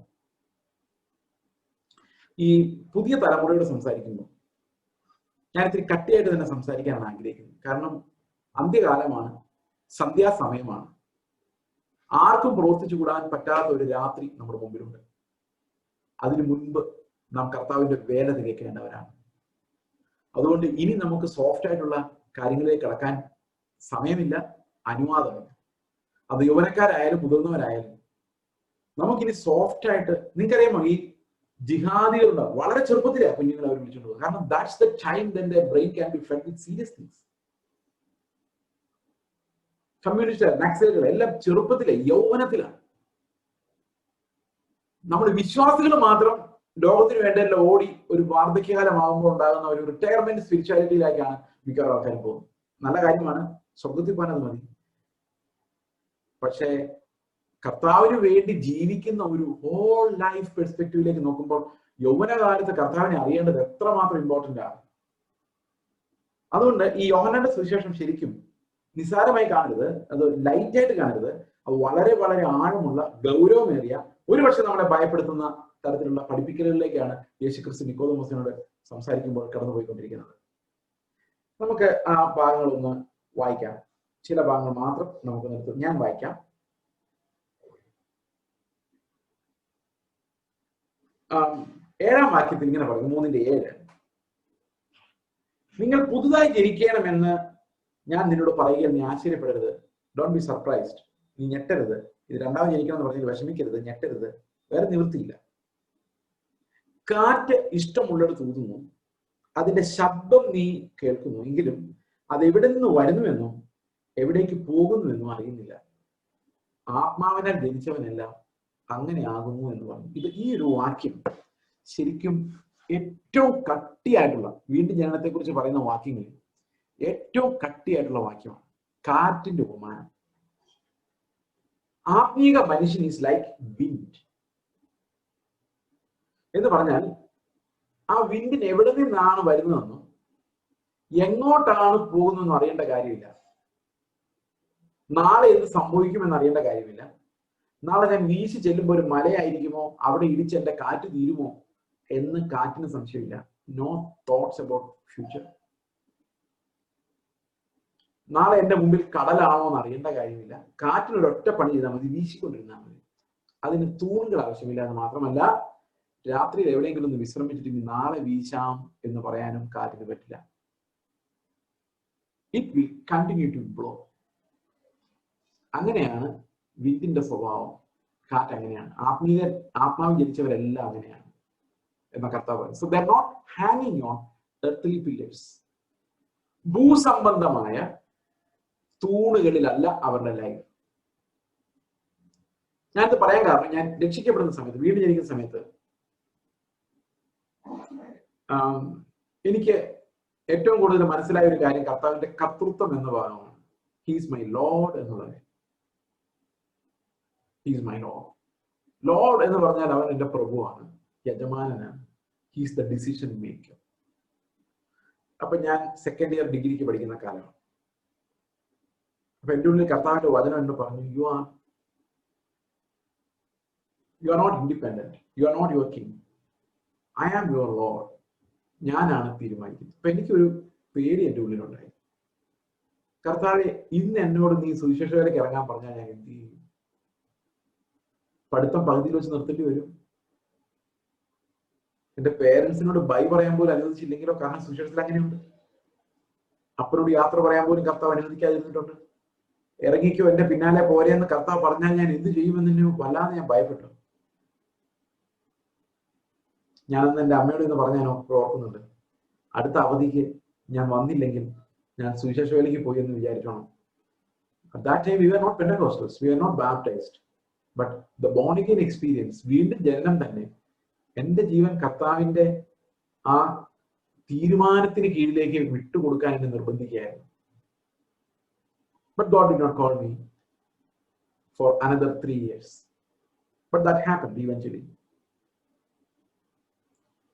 അപ്പൊ എന്ത് സംഭവിക്കും? നാളെ എന്ത് ചെയ്യേണ്ടി വരും? എങ്ങോട്ട് പോകും? കർത്താവ് എന്നെ കൊണ്ട് എന്തായിരിക്കും ഉദ്ദേശിക്കുന്നത്? ഒന്നും എനിക്ക് അറിയേണ്ട കാര്യമില്ല. Don't need to know. നാളെ ജീവിക്കാനുള്ള ഉണ്ടാവുമോ? നാളെ മരണമാണോ മുമ്പിൽ നിൽക്കുന്നത്? Will they catch me and kill me? അറിയേണ്ട കാര്യമില്ല. ബിക്കോസ് വിൻഡ് അങ്ങനെയാണ്. ദൈവത്തിന്റെ ആത്മാവ് വിൻഡ് എന്നുള്ള ഗ്രീക്ക് വാക്കാണ് ന്യൂമ. ന്യൂമ എന്നുള്ളതിന്റെ അർത്ഥം വിൻഡ് എന്നാണ്. കാറ്റ് പോലെയാണ് അത് വീശുന്നത്. We don't need to know. നമുക്കൊരു കാര്യം അറിയാം, ഈ വിൻഡ് ദൈവത്തിന്റെയാണ്. അതുകൊണ്ട് ദൈവം ഇതിന്റെ പരമാധികാരിയാണ്. അവൻ അറിയാം ഈ കാറ്റ് എങ്ങനെ വീശണമെന്ന്. അത് അവന്റെ തീരുമാനമാണ്. He's my Lord. He's my Lord എന്നുള്ള ഒരു പവർഫുൾ പ്രസ്താവനയാണ്. അവൻ എന്റെ കർത്താവാണ്. ഞാൻ ഈ ഒരു പ്രസ്താവനയുടെ ശക്തി എനിക്ക് മനസ്സിലായത് വർഷങ്ങൾക്ക് ശേഷം, 2000 around 2014 or 15 I suppose, yeah, could be 2015. ഞാൻ ഒരു സ്ഥലത്ത് പ്രസംഗിക്കാൻ വേണ്ടി ഒരു ചർച്ചയിൽ പ്രസംഗിച്ചുകൊണ്ടിരിക്കുമ്പോൾ എന്നെ ചെറുപ്പത്തിൽ പഠിപ്പിച്ച ഒരു അധ്യാപകൻ ആ പ്രസംഗം കേൾക്കാനുണ്ടായിരുന്നു. 10ാം ക്ലാസ്സിൽ എന്നെ പഠിപ്പിച്ച ഒരു അധ്യാപകൻ was there as my audience, among my audience. അപ്പോ അദ്ദേഹം പ്രസംഗം കഴിഞ്ഞപ്പോൾ എന്നോട് ചോദിച്ചു, ചേസേ, ഞാൻ രക്ഷിക്കപ്പെടുന്ന സമയം, that was years back, ഞാൻ സ്റ്റുഡന്റ് ആയിരിക്കുമ്പോൾ അദ്ദേഹം ഓൾറെഡി ബോൺ അഗെയിൻ ക്രിസ്ത്യനാണ്. അദ്ദേഹം എന്നോട് പറഞ്ഞു, ഞാൻ വീണ്ടും ജനിക്കുന്ന സമയത്ത്, യേശു കർത്താവെന്ന് ഞാൻ സഭയിൽ സാക്ഷ്യം പറയുന്ന സമയത്ത്, ആ കർത്തൃത്വം, ദൈവരാജ്യത്തിന്റെ പവർ, രാജാവാനല്ലേ, കർത്താവ് അവനാണല്ലോ, ആ ദൈവരാജ്യത്തിന്റെ പവർ, അവന്റെ കർത്തൃത്വത്തിന്റെ അധികാരം ഞാൻ അനുഭവിച്ചപ്പോൾ എനിക്ക് ഭയങ്കരമായ ആത്മീക ആനന്ദം ഉണ്ടായി. ഞാനന്ന് വീടുകൾ തോറും കയറി ഇറങ്ങി സുവിശേഷം പറഞ്ഞു, അനേകം ആൾക്കാരുടെ സുവിശേഷം പറഞ്ഞു. അങ്ങനെ സഭയുണ്ടായി, ഒരു സഭ അവിടെ ഉണ്ടായി. പക്ഷെ അതിനുശേഷം ഒരിക്കൽ പോലും ചെയ്ത് എനിക്ക് ആ സന്തോഷം, അത്രയും സന്തോഷം അനുഭവിക്കാൻ പറ്റില്ല. അതെന്തുകൊണ്ടായിരിക്കും? അപ്പൊ ഞാൻ അദ്ദേഹത്തോട് ചോദിച്ചു, സാർ ഇതിനുശേഷം എപ്പോഴെങ്കിലും എന്തെങ്കിലും യേശുവിനെ കർത്താവ് എന്ന് ഏറ്റു പറഞ്ഞിട്ടുണ്ടോ? അപ്പൊ അദ്ദേഹം പറഞ്ഞു, അത് നമ്മൾ രക്ഷിക്കപ്പെടാൻ വേണ്ടി ഒരിക്കൽ പറയുന്നില്ലേ, നമ്മൾ എപ്പോഴും അങ്ങനെ പറയേണ്ട കാര്യമുണ്ടോ? ഞാൻ പറഞ്ഞു, പറയണം. കാരണം യേശുവിന്റെ കർത്തൃത്വം എന്ന് പറയുന്നതാണ് നമ്മുടെ life. He is my lord എന്ന് എപ്പോ പറയുമ്പോഴും അത് ദൈവരാജ്യത്തിന്റെ ആനന്ദമാണ്. We are giving him the lordship and he reigns over us and he decides what I shall do, what I shall preach. നിങ്ങളോട് എന്താ പറയേണ്ടിയിരുന്നത്? എന്റെ മനസ്സിൽ പല ഐഡിയാസ് ഉണ്ടായിരുന്നു. പക്ഷെ ഇവിടെ വന്നിരുന്നപ്പം നിങ്ങളുടെ മുഖം കണ്ടപ്പോൾ എന്റെ കർത്താവ് പറഞ്ഞു, ഇവർക്ക് വേണ്ടത് ഇതാണ്. അങ്ങനെയാണ് ഞാൻ വീണ്ടും ജനനത്തെ കുറിച്ച് നിങ്ങളോട് സംസാരിക്കേണ്ടി വന്നത്. That was not what I planned. I was planning to speak about the battle for our minds, but God did not allow me, because this is what you should hear. നിങ്ങൾ ആരെങ്കിലും ഒരാൾ രക്ഷിക്കപ്പെടാതെ ഉണ്ടെങ്കിൽ, വീണ്ടും വളർന്നവരായാലും മുതിർന്നവരായാലും പ്രായമായവരായാലും, you have not experience the life of Christ, ക്രിസ്തുവിന്റെ ജീവൻ നിങ്ങൾ അനുഭവിക്കാത്തവരെ ആരെങ്കിലും ഉണ്ടെങ്കിൽ, this could be your day. അതുകൊണ്ടാണ് ദൈവത്തിന്റെ ആത്മാവ് ഒരുപക്ഷെ നിങ്ങൾ കേട്ടിട്ടുള്ള ഈ സന്ദേശത്തിലേക്ക് വീണ്ടും എത്തിക്കുന്നത്. I will definitely speak something about the battle for mind, because that was also something that God told me. May not be particularly about you, പക്ഷെ അതിലേക്ക് നമുക്ക് വരാൻ സമയം ഉണ്ടാകുമെന്ന് ഞാൻ പ്രതീക്ഷിക്കുന്നു. അപ്പോൾ ഈ കാറ്റ് പോലെ ഓടുന്നതിനെ കുറിച്ച് എനിക്ക് ഒരു ഇല്ലസ്ട്രേഷൻ ഞാൻ എൻ്റെ ലൈഫിൽ പറഞ്ഞ് നിൽക്കുന്നത് ചിലപ്പം മനസ്സിലാവുമായിരിക്കും. When I was about to marry, എൻ്റെ കല്യാണം നടക്കുന്നതിന് ഒരു 2 weeks ബാക്ക്, 2 ആഴ്ച മുമ്പ്, ഇത്തിരി സീനിയർ ആയിട്ടുള്ള ഒരു ശുശ്രൂഷകൻ എന്നെ ഒന്ന് ഉപദേശിക്കാൻ വേണ്ടി വിളിച്ചു. Because he thought I was too radical. അദ്ദേഹം എന്നെ വിളിച്ചിട്ട് പറഞ്ഞു, ചെയ്സേ, നീ മണ്ടത്തിലൊന്നും കാണിക്കരുത്, നീ എടുത്തുചാട്ടക്കാരനാണ്, മണ്ടത്തിലൊന്നും കാണിക്കരുത്. ഈ കല്യാണം കഴിക്കുന്ന സമയത്താണ് എന്തെങ്കിലും കിട്ടുമെങ്കിൽ ഇത് വാങ്ങിച്ചെടുക്കാനുള്ള ഏറ്റവും നല്ല സമയം. അതുകൊണ്ട് വേണ്ട വേണ്ട എന്ന് പറഞ്ഞ് കിട്ടാനുള്ളത് വേണ്ടാന്ന് വെച്ചാൽ അവസാനം നീ തന്നെ അനുഭവിക്കേണ്ടി വരും. പിന്നെ ഒരാവശ്യം വന്നാൽ ഇവരാരും 5 പൈസ തരികയില്ല. അതുകൊണ്ട് എന്തെങ്കിലും വാങ്ങിക്കണമെങ്കിൽ കല്യാണത്തിന് മുമ്പുള്ള അവസരത്തിൽ തന്നെ ഇത് ചോദിച്ചു വാങ്ങിച്ചോണം. എന്നിട്ട് പുള്ളി ഒരു പ്രസ്താവനയോടെ പറഞ്ഞു, അല്ലെങ്കിൽ ഒരു 40-45 വയസ്സാവുമ്പോൾ നിന്റെ ഭാര്യ തന്നെ നിന്നോട് പറയും, അച്ചായ അന്ന് കിട്ടാവുന്ന മേടിച്ചുകൊണ്ട് പോകുന്നായിരുന്നെങ്കിൽ നമുക്കിങ്ങനെ കഷ്ടപ്പെടേണ്ട കാര്യം ഉണ്ടാകുമായിരുന്നോ എന്ന് നിന്റെ ഭാര്യ തന്നെ നിന്നോട് പറയും. ഞാൻ അന്നേ അദ്ദേഹത്തോട് പറഞ്ഞു, 45 വയസ്സിലല്ലേ അങ്ങനെ പറയുന്നത്, ഇപ്പൊ എനിക്ക് 27 വയസ്സേ ഉള്ളൂ. 45 വയസ്സിൽ അങ്ങനെ പറയാതിരിക്കാൻ പറഞ്ഞാൽ അതന്ന്, പക്ഷെ ഇന്നേ ഞാൻ അതിനുവേണ്ടി പാപം ചെയ്യേണ്ട കാര്യമില്ലല്ലോ. So let me blow like A wind now. ഇപ്പൊ ഒരു കാറ്റ് പോലെ പോട്ടെ. കാറ്റ് പോലെ പോട്ടെ എന്ന് അന്ന് ഞാൻ പറഞ്ഞില്ല കേട്ടോ, അന്ന് എനിക്കറിയില്ലായിരുന്നു. ഞാനത് ഇന്നത് പാരഫ്രൈസ് ചെയ്തതാണ്. അപ്പൊ അദ്ദേഹം പറഞ്ഞു, നിന്നോടൊന്നും പറഞ്ഞിട്ട് യാതൊരു കാര്യമില്ല. ഈ 45 വയസ്സായപ്പോ എനിക്കിപ്പോ 45 years ആണ്. അപ്പൊ 42 വയസ്സായപ്പോ കർത്താവിനെ ഇത് ഓർമ്മിപ്പിച്ചു. ഞാൻ അതിൽ ആലോചിക്കാൻ തുടങ്ങി, ഈ 45 വയസ്സിൽ എന്താണ് സംഭവിക്കാൻ പോകുന്നത്? എങ്ങനെയാണ് ഈ കാറ്റിനെ ഈ 45-ാം വയസ്സ് എങ്ങനെ ബാധിക്കും? Was there any worldly wisdom in what he said? അദ്ദേഹം പറഞ്ഞതിനകത്ത് എന്തെങ്കിലും ലോകപരമായ ഒരു ബുദ്ധി ഉണ്ടോ? എന്താണ് 45-ാം വയസ്സിൽ സംഭവിക്കുന്നത്? പെട്ടെന്ന് എനിക്ക് മനസ്സിലായി, ഈ 45-ാം വയസ്സിൽ സംഭവിക്കുന്ന ചില കാര്യങ്ങളുണ്ട്. ഒന്ന്, തക്ക സമയത്ത് കല്യാണം കഴിച്ചിട്ടുണ്ടെങ്കിൽ 45 വയസ്സാകുമ്പോൾ നിങ്ങളുടെ പിള്ളേർക്ക് ഏതാണ്ട് 16, 17, 18 വയസ്സാവും. ഓക്കെ അല്ലേ? എന്ന് പറഞ്ഞാൽ ഒരു +2 കഴിഞ്ഞ് ഹയർ സ്റ്റഡീസിന് പോകേണ്ട സമയമാണ്. പൈസ വേണം, കാറ്റ് പോലെ വീശിയ പരിപാടി നടക്കുകയില്ല. ആൾക്കാർ ചോദിക്കും, പണ്ടത്തെ കാലത്ത് കർത്താവിന്റെ നാമത്തിൽ ഇറങ്ങിയ മരിക്കുന്ന എപ്പോഴാന്നുള്ളത്, എത്ര നാൾ ജീവിച്ചിരിക്കുന്നുള്ള ആരും അറിയില്ലായിരുന്നു. കാരണം അങ്ങനെയായിരുന്നു ആ ലൈഫ്. പക്ഷെ ഇന്ന് അങ്ങനെയല്ല ചോദിക്കുന്നത്. സുശേഷവേല ഇറങ്ങിയിട്ടില്ല, അഭിവൃദ്ധി ഒന്നും ആയില്ല അല്ലേ, ഒരു വിടുതലില്ലല്ലേ എന്ന് പറഞ്ഞാൽ വീടൊന്നും വെച്ചില്ല, സമ്പത്തുണ്ടാക്കിയില്ല, പ്രഷറാണ്. അപ്പൊ ആൾക്കാർ വിചാരിക്കുന്നത് ഇയാളുടെ ലൈഫ് ഒരു ശാപമാണ്, കാരണം ഒന്നും ഉണ്ടാക്കിയില്ലല്ലോ. അപ്പൊ അങ്ങനെ വരുമ്പം ഒരു പ്രഷർ ഉണ്ടാവും നമ്മുടെ ഉള്ളില്. സമ്പാദിക്കണം, പിള്ളേർക്ക് വേണ്ടി എന്തെങ്കിലും കരുതി വെക്കണം, അവരുടെ വിദ്യാഭ്യാസത്തിന്റെ കാര്യം നോക്കണം. എങ്ങാനും പെട്ടെന്ന് എന്തെങ്കിലും സംഭവിച്ചാൽ ഇത് ചെയ്യും. പെൺപിള്ളേരെ കല്യാണം കഴിപ്പിച്ചു വിടണം. We need to plan, we need to put some money somewhere. കയ്യിൽ ഒരു നയാ പൈസ, കാരണം കാറ്റ് പോലെ വീശുമായിരുന്നു. എല്ലാ ദിവസവും എങ്ങോട്ട് വീശണമെന്ന് കർത്താവ് പറയും, അതുപോലെ ആയിരുന്നു. പക്ഷെ ഇപ്പൊ പ്രലോഭനം അങ്ങനെയാണ്. പ്രലോഭനം എന്താ പറയുന്നറിയോ? അങ്ങനെ പോരാ, എവിടെയെങ്കിലും ഒരു തൂണ് വേണമല്ലോ, എവിടെയെങ്കിലും ഒരു പില്ലർ വേണമല്ലോ. എത്ര നാളാ വാടക വീട്ടിൽ? ഇവിടെയാണ് നമ്മൾ കാറ്റല്ലാതാകുന്നത്. അപ്പൊ നമ്മൾ കർത്താവിന്റെ പറയും, കർത്താവെ 1-2 പില്ലറുകൾ എവിടെയെങ്കിലും സംഘടിപ്പിച്ചു തരണേ, ഞാൻ കാറ്റ് പോലെ വീശി വീശി മടുത്തു. പിന്നെ അനുഷ്ഠിക്കും, ഗൾഫിൽ എവിടെയെങ്കിലും സഭ കിട്ടാനുണ്ടോ? സുശേഷ വേലക്കാരുടെ പ്രഷറുകളാട്ടോ ഞാൻ ഈ പറഞ്ഞത്. അപ്പൊ ഇങ്ങനെ നമ്മുടെ ഒരു ലൈഫിന്റെ ഒരു അൺസർട്ടനിറ്റി, വിൻഡിന്റെ അൺസർട്ടനിറ്റിയാണ് ശരിക്കും ഫെയ്ത്തിന്റെ ക്വാളിറ്റി. കർത്താവ് നിക്കോദെമോസിന് പറയാണ്, ഇങ്ങനെ വീശുന്നതാണ് കാറ്റിന്റെ സ്വഭാവം. ഇനി വീശൽ നിർത്തുന്ന വിചാരിച്ചു. ഇപ്പൊ ഞാൻ ആ കാറ്റ് പോലെ വീശുന്ന നിർത്തിയിട്ട് ഞാൻ സെറ്റിൽ ആവാൻ തീരുമാനിച്ചു എന്ന് വിചാരിച്ചു. ഓക്കെ, എന്റെ മെസ്സേജ് പെട്ടെന്ന് മാറും. എന്റെ മെസ്സേജ് എങ്ങനെയാണെന്നറിയാം. പിന്നെ എനിക്ക് ആകെ ഒരു മെസ്സേജ് ഉണ്ടാവുള്ളൂ. നിങ്ങൾ ഇന്ന്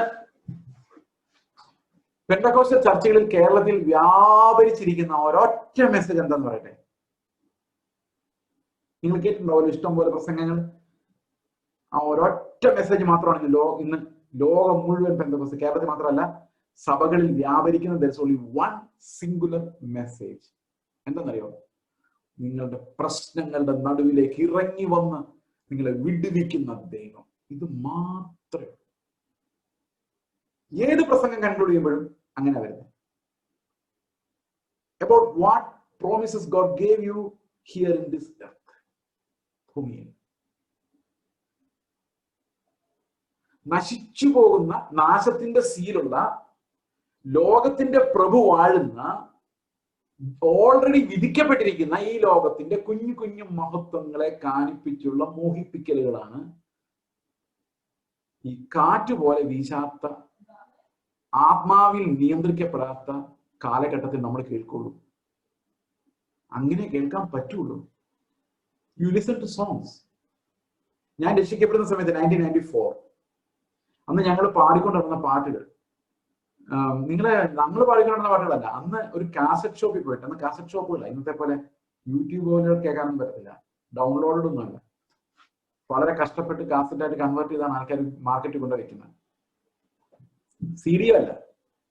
നിങ്ങൾ എവിടെ പോയി ക്രിസ്തീയ ഭക്തി ഗാനങ്ങൾ ചോദിച്ചാലും നിങ്ങൾക്ക് കിട്ടാൻ പോകുന്ന CD, ഈ കാസറ്റിനകത്ത് ഈ 3-4 പാട്ടുകൾ ഉണ്ടാവും. സ്വർഗനാട്ടിലൻ പ്രിയൻ തീർത്തിലും സ്വന്തം വീട്ടിൽ ചേർന്നിടുവാൻ, അല്ലേ? ഈ 90കളുടെ ആദ്യകാലങ്ങളിൽ പാടിക്കൊണ്ടിരുന്ന പാട്ടുകളാണ് ഞാൻ ഈ പറയുന്നത്, അല്ലാതെ ഒത്തിരി പഴയ പാട്ടുകളല്ല. മൽപ്രിയനെ എന്നേശു നായകനെ എപ്പോ വരും, കുറച്ചുകൂടെ പഴയ പാട്ട്.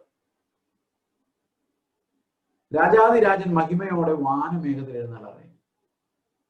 ഓക്കെ, പാട്ടുകളുടെ ധ്വനി എന്താണ്? സ്വർഗനാട്ടിലും പ്രിയൻ തീർത്തിലും സ്വന്തം വീട്ടിൽ ചേർന്നിടുവാൻ, അക്കരയ്ക്ക് യാത്ര ചെയ്യും സിയോൻ സഞ്ചാരി. എല്ലാം ആ കാലഘട്ടത്തിൽ എഴുതിയ പാട്ടുകളാണ്. എന്നാൽ 94 ഞാൻ രക്ഷിക്കപ്പെട്ട ശേഷം, പ്രിയ സഹോദരങ്ങളെ, ഒരു പ്രത്യാശാഗാനം പോലും ആരും എഴുതി പാടിയിട്ടില്ല. പാടിയിട്ടുണ്ടാകാം, പക്ഷെ ഹിറ്റ് ആയിട്ടില്ല. കേരളത്തിലെ വിശ്വാസികൾ ഏറ്റുപാടിയിട്ടില്ല. എല്ലാ പാട്ടും എന്താണെന്നറിയോ? എൻ്റെ വീട്ടിൽ ആഹാരം കുറയില്ല, ഞാൻ അനുഗ്രഹം തന്നെ പ്രാപിക്കും, എന്നെ മാന്യനാക്കി നടത്തും, ഞാൻ അധ്വാനിക്കുന്ന ഫലം ഞാൻ തന്നെ തിന്നും. This is what is sung everywhere. അപ്പൊ കർത്താവിനെ നമ്മൾ അന്വേഷിക്കുന്ന എന്തിനു വേണ്ടിയാ? ഈ ലോകത്തിന് വേണ്ടിയാ. The Lord is for us a tool to make our lives comfortable, more appealing, glorious in this world.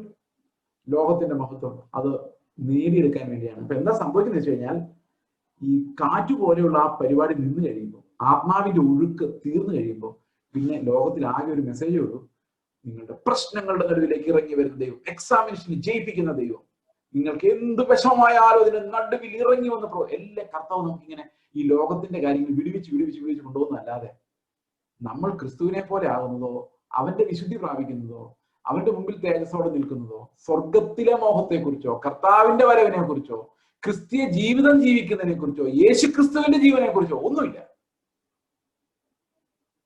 This is where exactly we are standing. We don't have even a song.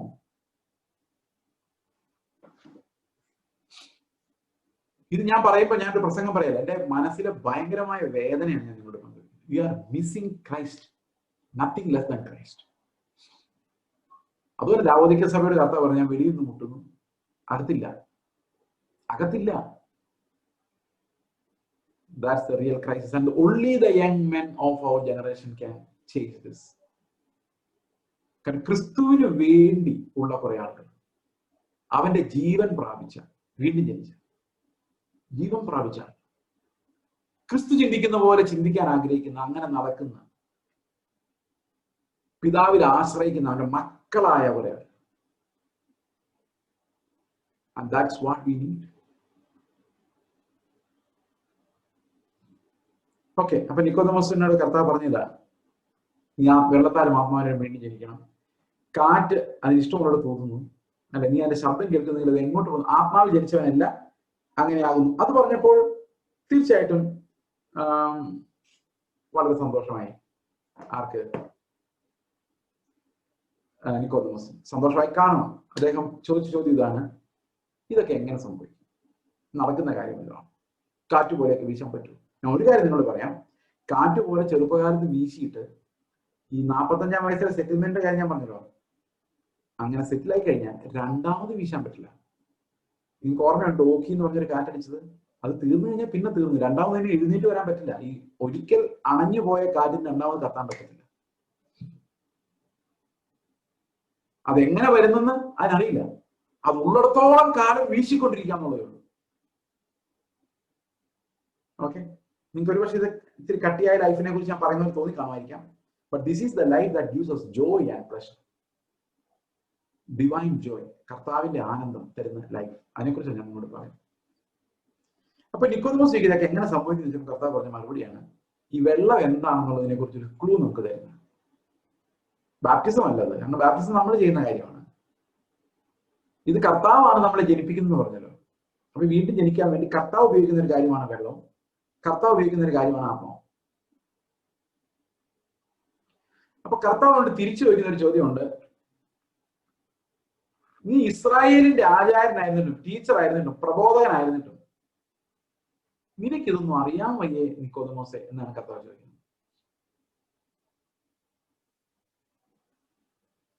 അപ്പൊ അതിനർത്ഥം എന്താണ്? Nicodemus അറിഞ്ഞിരിക്കേണ്ട ചില കാര്യങ്ങൾ അവിടെ ഉണ്ടായിരുന്നു. ഈ വെള്ളവും ആത്മാവും എന്താണെന്ന് നിക്കോദമോസ് അറിഞ്ഞിരിക്കണമായിരുന്നു. കാരണം that was part of old testament teaching. Old testament teaching എന്ന് പറഞ്ഞാൽ പോരാ, അത് ഓൾഡ് ടെസ്റ്റാമെന്റ് പ്രോഫസിയുടെ ഭാഗമായിരുന്നു. മിശിഹായെ കുറിച്ചും പുതിയ ജീവനെ കുറിച്ചുമുള്ള പഴയ നിയമ പ്രവചനത്തിന്റെ ഭാഗമായിരുന്നു അത്. എന്നാൽ ഇസ്രായേൽ മക്കൾ അത് പഠിപ്പിച്ചില്ല, അവരുടെ ടീച്ചിങ്ങിനകത്ത് അത് വന്നില്ല. കാരണം ഇവരെല്ലാം നല്ല ടീച്ചേഴ്സ് ആയിരുന്നു, പക്ഷെ പറയുന്നത് മാത്രം പറഞ്ഞില്ല. Because they did not want to become common. അവരെന്നും പറയുന്ന കാര്യങ്ങൾ പറയാൻ ഇഷ്ടപ്പെട്ടില്ല. പുതിയ പുതിയ പ്രസംഗങ്ങൾ കണ്ടുപിടിക്കാൻ വേണ്ടി, പുതിയ പുതിയ പോയിന്റുകൾ കണ്ടുപിടിക്കാൻ വേണ്ടി, അങ്ങനെ അവർ വിഷയം പഠിപ്പിക്കേണ്ട മാത്രം പഠിപ്പിച്ചില്ല. ഇപ്പൊ നിങ്ങൾ 4-ാം ക്ലാസ്സിലൊക്കെ പഠിക്കുമ്പോൾ, ഞാൻ 4-ാം ക്ലാസ്സിൽ LKG പഠിക്കുമ്പോഴാണല്ലോ ABC പഠിക്കുന്നത് അല്ലെ. ഞങ്ങളൊക്കെ 4-ാം ക്ലാസ്സിൽ പഠിച്ചപ്പോഴാണ് ഇംഗ്ലീഷ് തുടങ്ങിയത്. I studied in A Malayalam medium school. അപ്പൊ ABCD പഠിക്കാതെ 10-ാം ക്ലാസ് വരെ നമ്മൾ പോയാല് ഒരു പ്രയോജനമില്ല. നമ്മൾ വീണ്ടും ആ ബാക്ക് ടു സ്ക്വയർ വൺ അവിടെ വന്ന് ABCD പഠിക്കാൻ പറ്റും. അതുപോലെയാണ് ഇത്. നമ്മൾ എന്തുമാത്രം പ്രസംഗം കേട്ടാൽ you need to come back and say, കർത്താവേ ഞാൻ വീണ്ടും ജനിച്ചതാണോ? എനിക്ക് നിന്റെ ജീവനുണ്ടോ? നിന്റെ ജീവനാണോ എന്നിൽ വസിക്കുന്നത്? I need to ask these questions.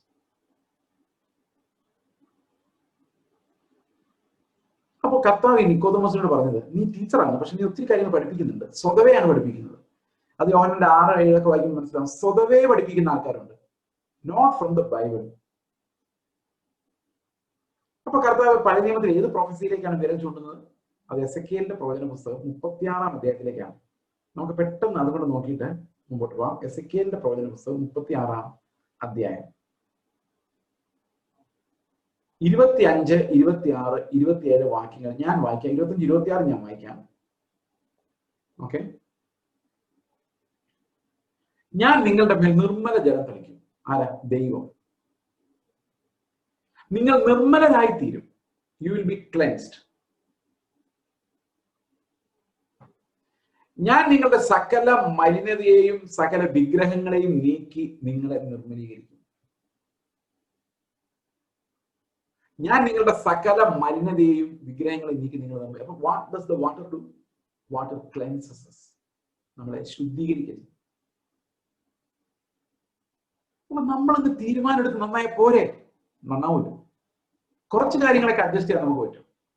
പക്ഷെ നമ്മുടെ ആ പഴയ മനുഷ്യനെ ഉരിഞ്ഞു കളഞ്ഞ് സകലതും പൂതാക്കുന്ന രീതിയിൽ നമ്മളെ തന്നെ വിട്ടുകളയാൻ നമ്മളെ കൊണ്ട് ഒരിക്കലും കഴിയില്ല. അത് കർത്താവ് നമ്മളെ കഴിയുമെങ്കിൽ മാത്രമേ കഴിയൂ. എന്തിനു വേണ്ടിയാണ് കർത്താവ് അങ്ങനെ ചെയ്യുന്നത്? നിങ്ങളുടെ സകല മലിനതകളിൽ നിന്നും നിങ്ങളുടെ വിഗ്രഹങ്ങളിൽ നിങ്ങളെ രക്ഷിക്കാൻ വേണ്ടിയാണ്. I will remove all your sin and idols. അപ്പൊ പാപത്തെ എടുത്തു കളയുന്ന കർത്താവാണ്. പാപ ജഡത്തെ മുറിച്ചു മാറ്റുന്ന കൈകളാലല്ലാത്ത പരിച്ഛേദന, ആത്മീക പരിച്ഛേദനയെ കുറിച്ച് അവിടെ പറയുന്നത്. അവിടെ അത് വ്യക്തമായിട്ട് പറയുന്നുണ്ട്. മുറിച്ചു മാറ്റലിനെ കുറിച്ച് 36-ാമത്തെ അധ്യായത്തിൽ പറയുന്നുണ്ട്. അവിടെ എന്താ സംഭവിക്കുന്ന നോക്കിയേ, ഞാൻ നിങ്ങളുടെ മേൽ നിർമ്മല ജലം തെളിക്കും, നിങ്ങൾ നിർമ്മലരായി തീരും. ഞാൻ നിങ്ങളുടെ സകല മലിനതയും സകല വിഗ്രഹങ്ങളെയും നീക്കി നിങ്ങളെ നിർമ്മലീകരിക്കും. Okay, this is cleansing us from our sins. അടുത്തത്, ഞാൻ നിങ്ങൾക്ക് പുതിയൊരു ഹൃദയം തരും. ഓക്കെ, പുതിയൊരു ഹൃദയം തരും.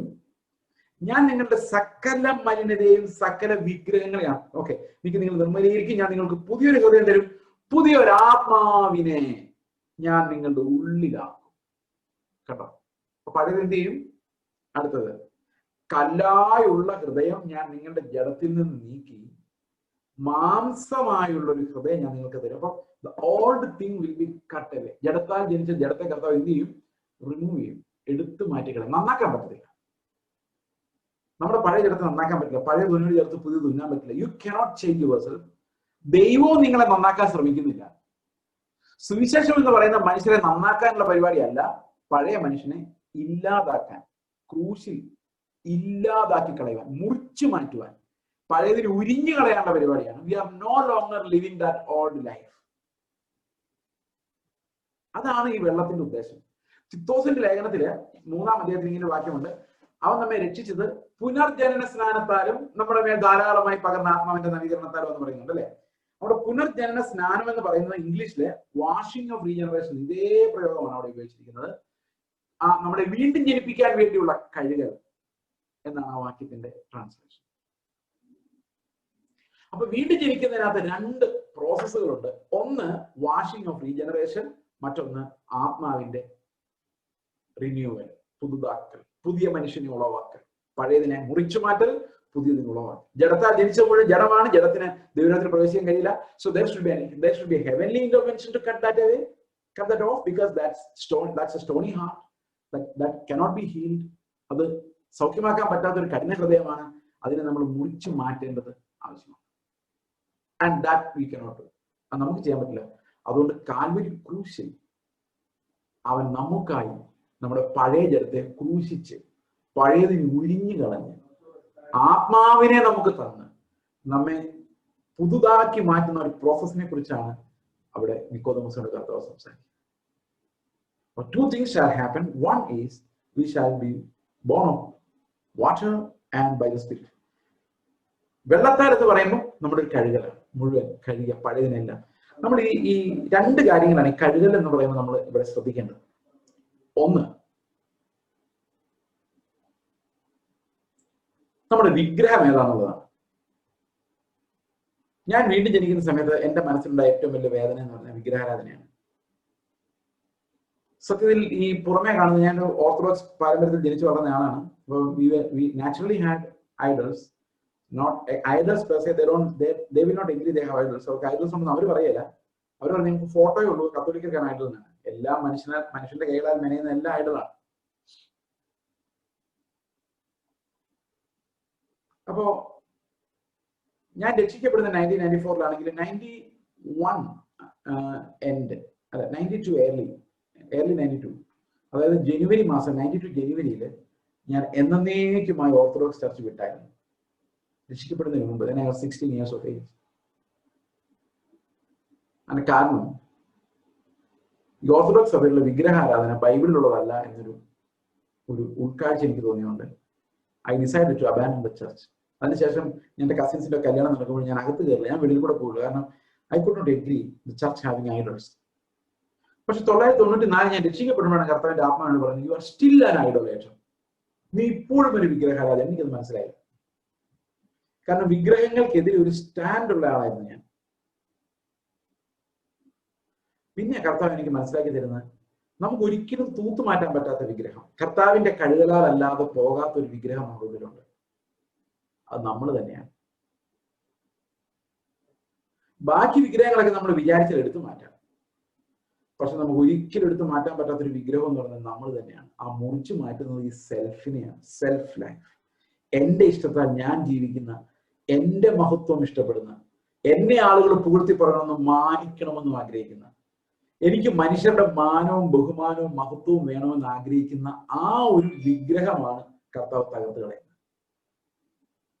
നമ്മളിപ്പോഴും പ്രാർത്ഥിക്കാൻ പറയത്തില്ലേ, നിന്ദിച്ചവരുടെ ഇടയിൽ തന്നെ മാനം. എന്തിനാ മാനം? കർത്താവില്ലാതിരുന്ന മാനം നമുക്ക് എന്ത് കാണിക്കാൻ? എന്താ അതുകൊണ്ടുള്ള യൂസ്? ഈ ലോകം നമ്മളെ മാനിച്ചതുകൊണ്ട് എന്ത് പ്രയോജനം? നമ്മൾ അതിനുവേണ്ടിയാ ചോദിക്കുന്നത്. ഈ അടുത്ത ഇറങ്ങിയ പാട്ടാണ് കണ്ടാലോ ആളറിയില്ല പുറം ഒഴിയാലുള്ള ജനം. ഞാൻ ആദ്യം ഓർത്ത് കർത്താവ് നിന്റെ കൂശുമരണത്തെ കുറിച്ച് ധ്യാനിക്കാൻ വേണ്ടി പാട്ടാണല്ലോ. ശരിക്കും പറഞ്ഞാൽ കർത്താവ് പറഞ്ഞിട്ടുണ്ട്, നിങ്ങൾ എന്നെ ഓർത്ത് കരയണ്ട, നിങ്ങൾ നിങ്ങളുടെ മക്കളെയും നിങ്ങളെ ഓർത്ത് കരഞ്ഞാൽ കർത്താവ് പറഞ്ഞിട്ടുണ്ട്. എന്നാലും നമ്മൾ വല്ലപ്പോഴും കരയും, സാരമില്ല, കരഞ്ഞോട്ടെ. പക്ഷെ പാട്ട് ഇതിന് മുമ്പോട്ട് വരുമ്പോൾ അവിടെ പറയുന്നൊരു കാര്യമുണ്ട്, എന്നെ മാന്യനാക്കാനാണ്. ഈ മാന്യതയോട് എന്തിനാ ഇത്ര കൂടി? പ്രിയ സഹോദരങ്ങളെ, അടിമകളായി സ്വയം വിറ്റ് ജീവിതകാലം മുഴുവൻ അടിമപ്പണി ചെയ്തവർക്ക് എന്ത് മാന്യത ഉണ്ടായിരുന്നു? കർത്താവിന്റെ വേലയ്ക്ക് വേണ്ടി ഇവിടെ ഒന്ന് കഷ്ടപ്പെട്ട് വില്യം കേരിയെ പോലുള്ളവർക്കും ഹഡ്സൺ ടൈലറെ പോലുള്ളവർക്കും എന്ത് മാന്യതയാണ് ഒരു ലോകത്തിൽ അന്വേഷിച്ചത്? There was nothing absolutely. അപ്പൊ നമ്മുടെ വിശ്വാസത്തിന്റെ യാത്ര എന്ന് പറയുന്നത് ഈ മാന്യത തപ്പിയുള്ള യാത്രയാണ്. കർത്താവിനോട് ചോദിക്കുന്ന മാന്യനാക്കണേ, ഞങ്ങനെ കൈവിടല്ലേ, എനിക്ക് ഇഷ്ടംപോലെ പൈസ തരണേ, എനിക്ക് നല്ലൊരു ജോലി തരണേ, 5 ശമ്പളം അല്ല 6 ശമ്പളം തരണേ, കർത്താവ് എനിക്കൊരു വീട് വെച്ച് തരണേ, എനിക്ക് നല്ല മിനിസ്റ്റർ തരണേ, ഞാൻ പ്രസംഗിക്കുമ്പോൾ ആള് കൂടണേ, ഞാൻ കൈ വീശുമ്പോൾ ആള് വീഴണേ. This is out target. ഇത് ജഡമാണ്, വിഗ്രഹമാണ്. നമ്മുടെ മിനിസ്ട്രി നമ്മൾ വിഗ്രഹവൽക്കരിക്കുക. നമ്മൾ കർത്താവിനല്ല ഉയർത്തുന്നത്, നമ്മളെയാണ്. This is the danger that's staring in our eyes. നമ്മുടെ കണ്ണിലേക്ക് തുറിച്ചു നോക്കിക്കൊണ്ടിരിക്കുന്ന ഈ ഒരു അപകടമാണ് പാപം എന്ന അപകടം, മുറുകെ പറ്റുന്ന ഈ പാപം. കർത്താവ് പറയാം, വീട്ടിൽ ജനിക്കുന്നവൻ സംഭവിക്കുന്നത് അത് മുറിഞ്ഞു പോവുക. ആ വിഗ്രഹം ഇല്ലാതായി കഴിഞ്ഞാൽ പിന്നെ നമ്മൾ രക്ഷപ്പെട്ടു. ഈ വിഗ്രഹം എന്താ ചെയ്യുന്നറിയോ? ഇപ്പൊ ചേസ് പാസ്റ്റർ നമ്മുടെ ഇടയിൽ സംസാരിക്കാൻ വന്നിട്ടുണ്ടല്ലോ.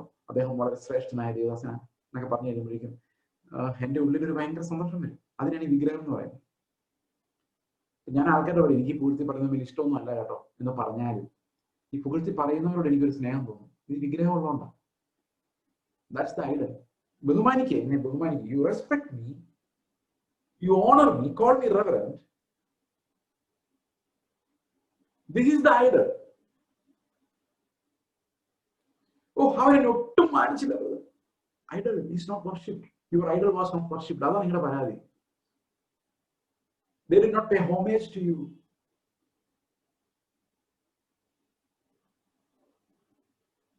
ഇതാണ് കർത്താവ് മുറിച്ചു മാറ്റുന്നത്. We become crucified with him. അവനോടൊപ്പം ക്രൂശിക്കപ്പെട്ട് നമുക്ക് പിന്നെ ഈ ലോകത്തിൽ എന്തായി മാറിയെന്ന് does not concern us at all.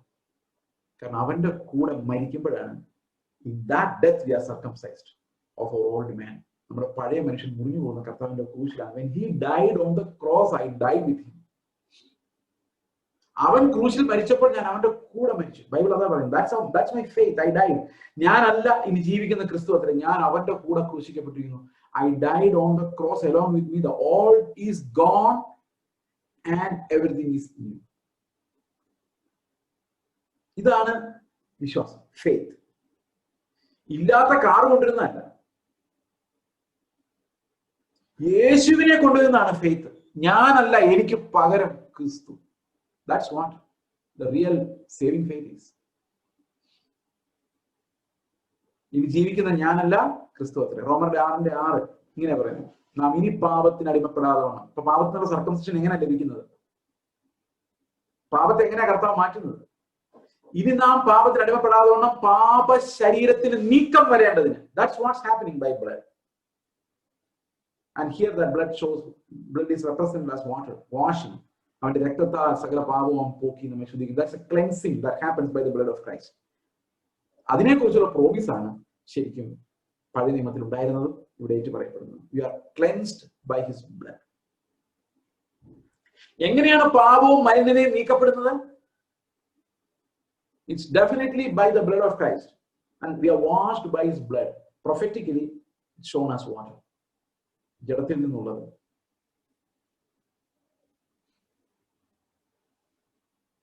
Okay, പുനർജനനത്തിനുള്ള വാശിയുണ്ട്, വീണ്ടും ജനിപ്പിക്കാൻ വേണ്ടിയുള്ള കഴുകൽ, പാപത്തെ കഴുകുന്ന, വിഗ്രഹങ്ങളെ നീക്കുന്ന, നമ്മളെ സർക്കംസൈസ് ചെയ്യുന്ന, ആത്മാവിൽ നമ്മളെ പഴയ മനുഷ്യനെ പഴയ ജലത്തിൽ ഉരിഞ്ഞു കളയുന്ന ആ വാശിങ്.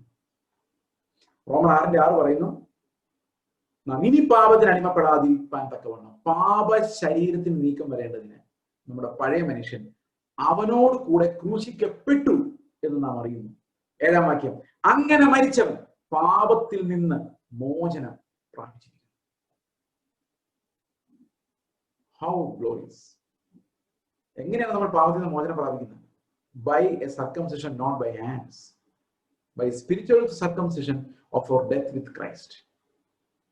ഇതാണ് സഹോദരങ്ങളെ നമ്മൾ എല്ലാവരും കൊതിയോടെ ആഗ്രഹിക്കേണ്ടത്. Victory over sin, circumcision not by hands but by the spirit. ഞാനിതൊന്ന് ഇല്ലസ്ട്രേറ്റ് ചെയ്യാൻ ശ്രമിക്കാം. അവരോടുള്ള മരണം ഇവിടെ പറയുന്നത് ക്രിസ്തു മരിച്ചപ്പോൾ നാം അവന്റെ കൂടെ മരിച്ചു എന്നാണ്, കൂടെ ക്രൂശിക്കപ്പെട്ടു. When he died, I died in him. 2 കൊരിന്ത്യർ 5:14 പറഞ്ഞു. It's a very important verse. അവിടെ പറയുന്നത് ഇങ്ങനെയാണ്, ക്രിസ്തുവിന്റെ സ്നേഹം ഞങ്ങളെ നിർബന്ധിക്കുന്നു. എന്നാൽ ലേറ്റസ്റ്റ് ട്രാൻസ്ലേഷനിൽ അത് നിർബന്ധിക്കുന്നല്ല, ശരിക്കും നിയന്ത്രിക്കുന്നു എന്നാണ്. The love of Christ controls us. English Standard Version. And that's the most authentic literal translation in the present day. English Standard Version. ക്രിസ്തുവിന്റെ സ്നേഹം ഞങ്ങളെ നിർബന്ധിക്കുന്നു, എല്ലാവർക്കും വേണ്ടി ഒരുവൻ മരിച്ചിരിക്കെ എല്ലാവരും മരിച്ചു. When one man died for all died in him. ഒരുവൻ എല്ലാവർക്കും വേണ്ടി മരിച്ചപ്പോൾ എല്ലാവരും മരിച്ചു. ഇത് നമ്മളൊരു വിശ്വാസ പ്രമാണമായിട്ട് വീണ്ടും ജനിച്ചവന്റെ ഫെയ്ത്ത് ഇതാണ്. I died when Christ died. ക്രിസ്തു മരിച്ചപ്പോൾ ഞാൻ അവന്റെ കൂടെ മരിച്ചു. How many of you died when Christ died? ആരാണ് വെള്ളത്തിന് അനുഭവത്തിലൂടെ കടന്നു പോയിട്ടുള്ളവർ?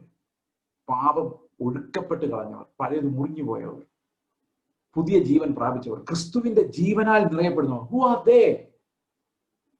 66 പേര് ഇപ്പോൾ ഇവിടെ ഉണ്ട് ഈ ഗ്രൂപ്പിൽ. I am asking you, do you believe it? You died with Christ. എങ്ങനെയാ വിശ്വസിക്കുന്നത്? നമ്മളിങ്ങനെ പറയല്ലേ, എന്റെ പാസ്റ്ററെ, ഞാൻ ആ ചർച്ച ചെന്നിട്ട് അവരെന്നെ ഒന്നും മാനിച്ചില്ല പാസ്റ്ററെ. ചത്ത് കിടക്കുന്നതിന് എന്ത് മാനിക്കാൻ? If you really died. യേശുക്രിസ്തു ക്രൂശിൽ മരിച്ചു എന്ന് അവർക്ക് എങ്ങനെയാ മനസ്സിലായത്? പട്ടാളക്കാർക്ക് അവർ കുന്തം കൊണ്ടൊന്ന് കുത്തി നോക്കുമായിരുന്നല്ലേ. അപ്പൊ മനസ്സിലായി കർത്താവ് മരിച്ചു.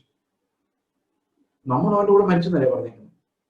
അപ്പൊ നമ്മൾ മരിച്ചെന്ന് എങ്ങനെയായിരിക്കും നാട്ടുകാർ പരിശോധിക്കുന്നത്? കുന്തം കൊണ്ട് കുത്തി നോക്കും, പലതരത്തിലുള്ള കുന്തങ്ങൾ. അയ്യോ എന്നെ കുത്തുന്നേ എന്ന് പറഞ്ഞു കഴിഞ്ഞാൽ നമ്മൾ മരിച്ചിട്ടില്ല. കർത്താവെ സ്തോത്രം എന്ന് പറഞ്ഞാൽ അകത്തെ പഴയത് മരിച്ചു, പുതിയത് ജീവിച്ചു. നമ്മുടെ പരാതികൾ വീട്ടിൽ ചെല്ലുമ്പോൾ ഭർത്താവ് ഭാര്യ ഒന്നും ഇടിയ. പണ്ടൊക്കെ ഭാര്യ തിരിച്ചിരിക്കായിരുന്നു, ഇപ്പൊ ഭാര്യ ഒന്നും മിണ്ടുന്നില്ല. എന്താ കാരണം? മരിച്ചു, ഡൈഡ്. ജീവിക്കുന്നത് ഞാനല്ല, ക്രിസ്തു ഐ ഡൈഡ്.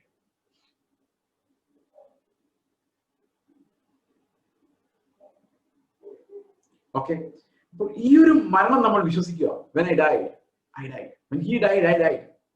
ഞാൻ എന്റെ പിള്ളേർക്ക് വേണ്ടി സ്കൂളിൽ പോയി ഫീസ് അടച്ചപ്പോൾ 4 പേരുടെ ഫീസ് അടച്ചു. ഫീസ് അടച്ചത് ഞാനാ, പക്ഷെ രസീത് വരുന്ന പിള്ളേർക്ക്. അതുപോലെ കർത്താവ് ക്രൂശിൽ മരിച്ചു, പക്ഷെ മരിച്ചെന്നുള്ള രസീത് എനിക്കാണ്. സ്വർഗത്തിലെ എഴുതി വെച്ചിരിക്കുന്ന ചെയ്സ് മരിച്ചെന്ന, അതാ ഫെയ്ത്ത്. ഞാൻ മരിച്ചു, വിശ്വാസം. കാഴ്ചയിൽ അങ്ങനെയല്ല, കാഴ്ച ഞാനുണ്ട്, പക്ഷെ വിശ്വാസത്തിൽ നോക്കുമ്പോൾ ഞാൻ മരിച്ചു. ഞാൻ അല്ലെങ്കിൽ ജീവിക്കുന്ന ക്രിസ്തുവാണ്. ഇതാണ് ഫെയ്ത്ത്. ഇതാണ് വീണ്ടും ജനന അനുഭവം എന്ന് പറയുന്നത്. Christ living in me. അവന്റെ ജീവൻ, പുത്രന്റെ ജീവൻ എന്റെ ഉള്ളിലേക്ക്. നിങ്ങൾക്ക് താല്പര്യമുണ്ടോ കർത്താവിന്റെ ജീവൻ ജീവിക്കാൻ? ആ ജീവനെയാണ് നമ്മൾ വീണ്ടും ജനിച്ച പുതിയ ജീവൻ എന്ന് പറയുന്നത്. അത് പുത്രന്റെ ജീവനാ, മകളാ. മകനും മകൾക്കും ആരുടെ ജീവനെ കിട്ടിയിരിക്കുന്നത്? We are getting that life of Christ.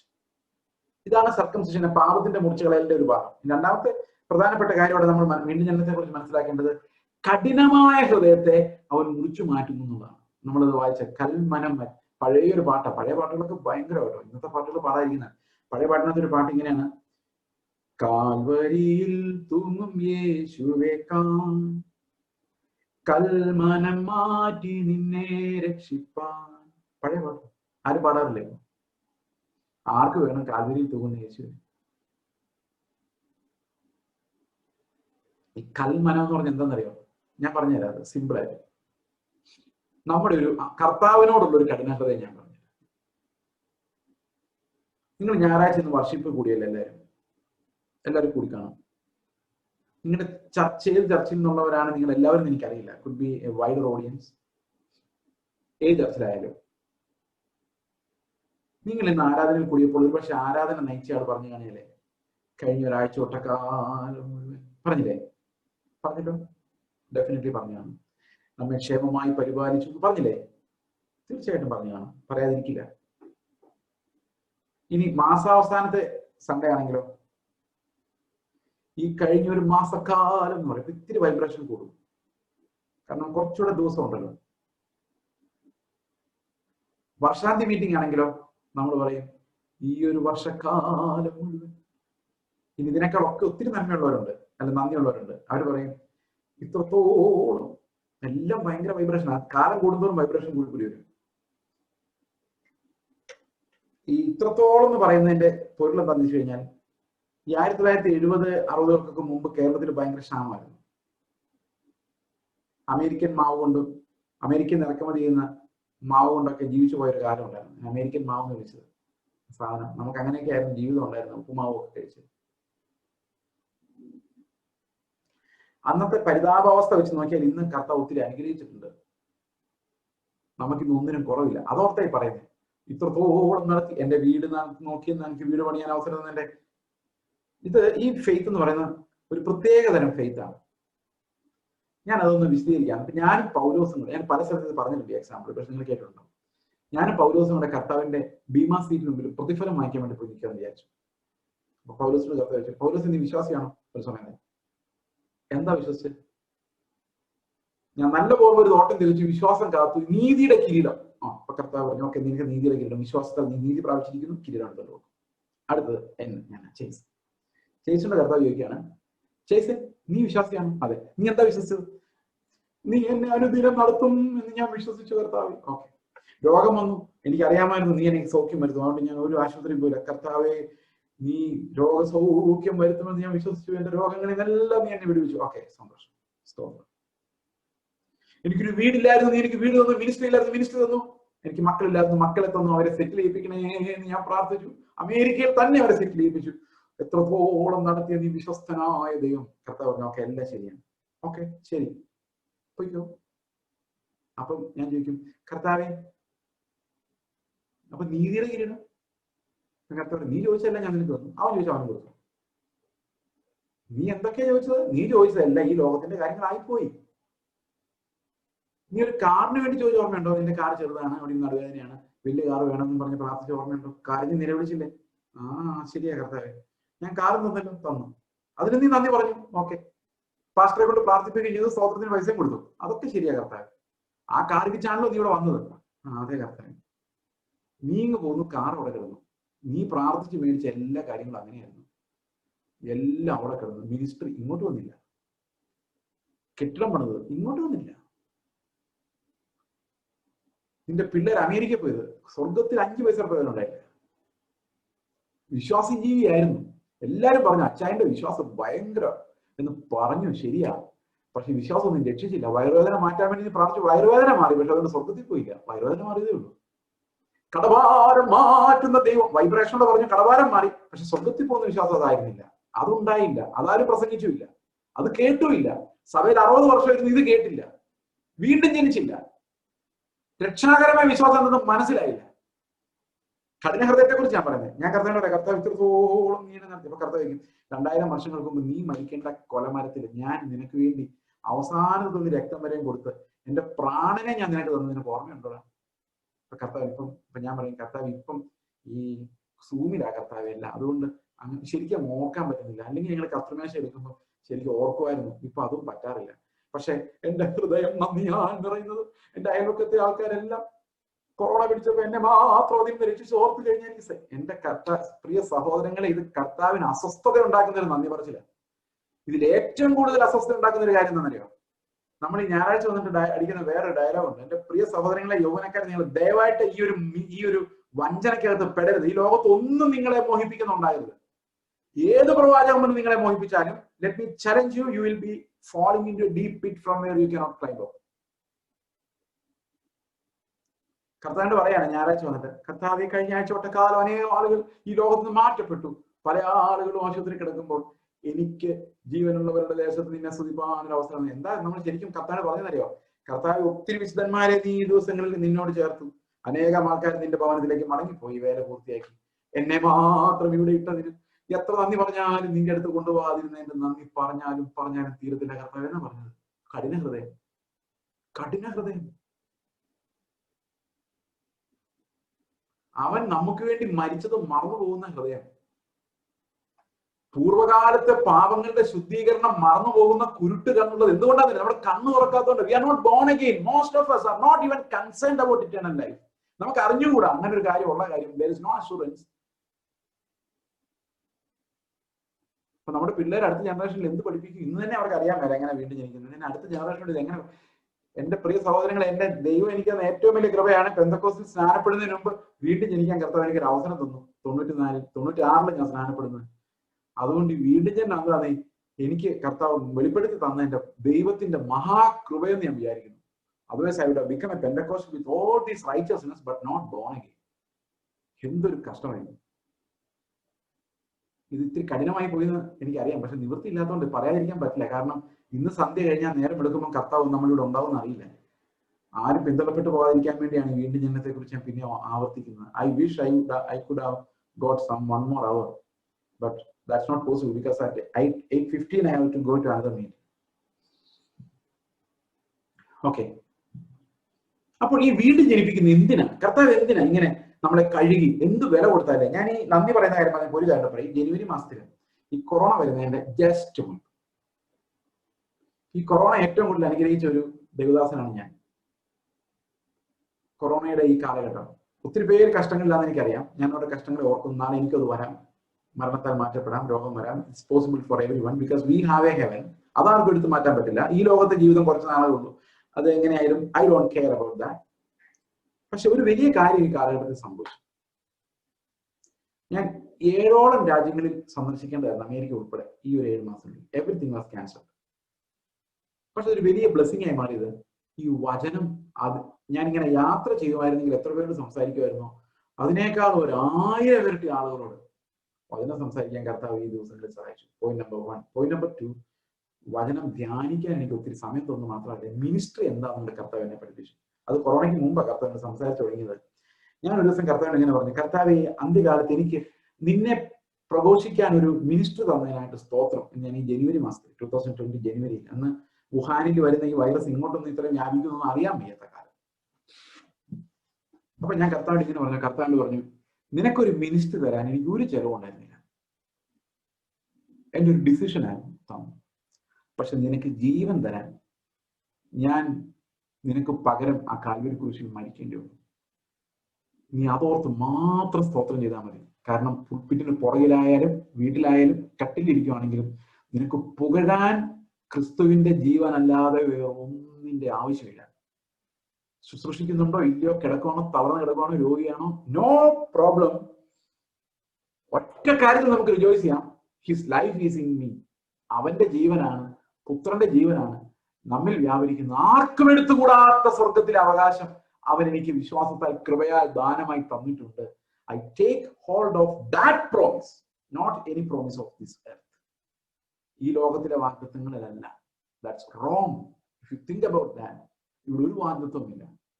വാഗ്ദത്തങ്ങളെല്ലാം സ്വർഗത്തിലാണ്, നിത്യതയിലാണ്. ഈ ലോകത്തിന്റെ പ്രഭു വിധിക്കപ്പെട്ടതാണ്. ഇവിടുത്തെ ഒന്നും നമുക്ക് വാഗ്ദത്തങ്ങളല്ല. ചിലപ്പോൾ കിട്ടുമായിരിക്കാം, but that's not a promise by the lord. ഞാൻ ഇതിന്റെ എക്സാമ്പിൾ പറയാം. 2018 മുമ്പ്, 2018 ഈ ചേസ് ജോസഫ് എന്ന് പറയുന്ന ആളുടെ, അതായത് എന്റെ ഈ പ്രസംഗങ്ങൾ ചിലതൊക്കെ യൂട്യൂബിലൊക്കെ വന്ന ആൾക്കാർ കേൾക്കാൻ തുടങ്ങി.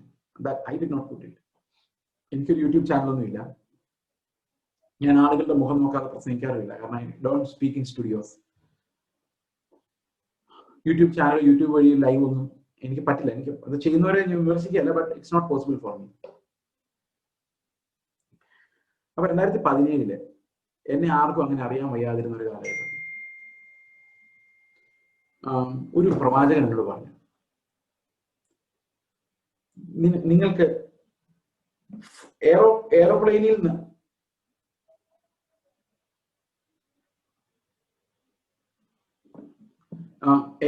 നിന്ന് ഇറങ്ങാൻ പറ്റാത്ത പോലെ മിനിസ്റ്റർ ഉണ്ടോ? ഞാൻ ഉടനെ അദ്ദേഹത്തോട് പറഞ്ഞു, എനിക്ക് എയറോപ്ലെയിനിൽ നിന്ന് ഇറങ്ങിയേ പറ്റുള്ളൂ. പോയിന്റ് നമ്പർ 1 അല്ലേ? പ്ലെയിനെ കയറുന്നവർക്കല്ലേ എന്റെ വെപ്രാളം, എങ്ങനെ ഇറങ്ങിയാൽ മതി. കുറെ നേരമായിട്ട് ഇറങ്ങുന്നില്ലെങ്കിൽ വിവരം മനസ്സിലാവും. ഞാൻ പറഞ്ഞു എനിക്ക് ഇറങ്ങിയേ പറ്റൂ, എന്നല്ല എനിക്ക് എന്റെ വീട്ടിൽ പോകാൻ പറ്റൂ, എന്റെ മക്കളെ കാണാൻ പറ്റൂ, ഒന്ന് കുളിക്കണമെങ്കിൽ എന്ത് ചെയ്യും. പിന്നെ ഞാൻ അദ്ദേഹത്തോട് ഒരു കാര്യം പറഞ്ഞു, ഈ വക പ്രലോഭനങ്ങളിൽ വീഴാതിരിക്കാൻ വേണ്ടി ഞാൻ കർത്താവിനോട് നിലവിളിച്ചുകൊണ്ടിരിക്കുമ്പോൾ നിങ്ങൾ വന്ന് വരുന്നോ മോഹിച്ചോ എന്നോട് പറയാൻ വേണ്ടി ആരാണ് നിങ്ങളെ എൻ്റെ അടുത്ത് പറഞ്ഞു വിട്ടത്? Who send you to me എന്ന് ഞാൻ എൻ്റെ അടുത്ത് ചോദിച്ചു. Because I knew it was not from the Lord, truth but not from the Lord. എന്തുകൊണ്ട് കർത്താവിൽ നിന്നല്ല? കർത്താവിന്റെ പ്രൊഫസി എനിക്ക് നേരത്തെ കിട്ടിയായിരുന്നു. അതിങ്ങനെയായിരുന്നു, വിശാലമായ വഴിയെ ഭയപ്പെടാനായിരുന്നു. Be afraid of the broader gate. Many shall enter through that broader gate.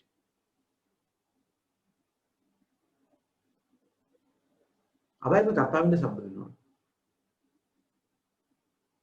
വേറൊരു പ്രൊഫസി, ആ ഇടയ്ക്ക് പ്രോഫറ്റ്സ് ഇങ്ങനെ വന്ന് ഇങ്ങനെ പറയും.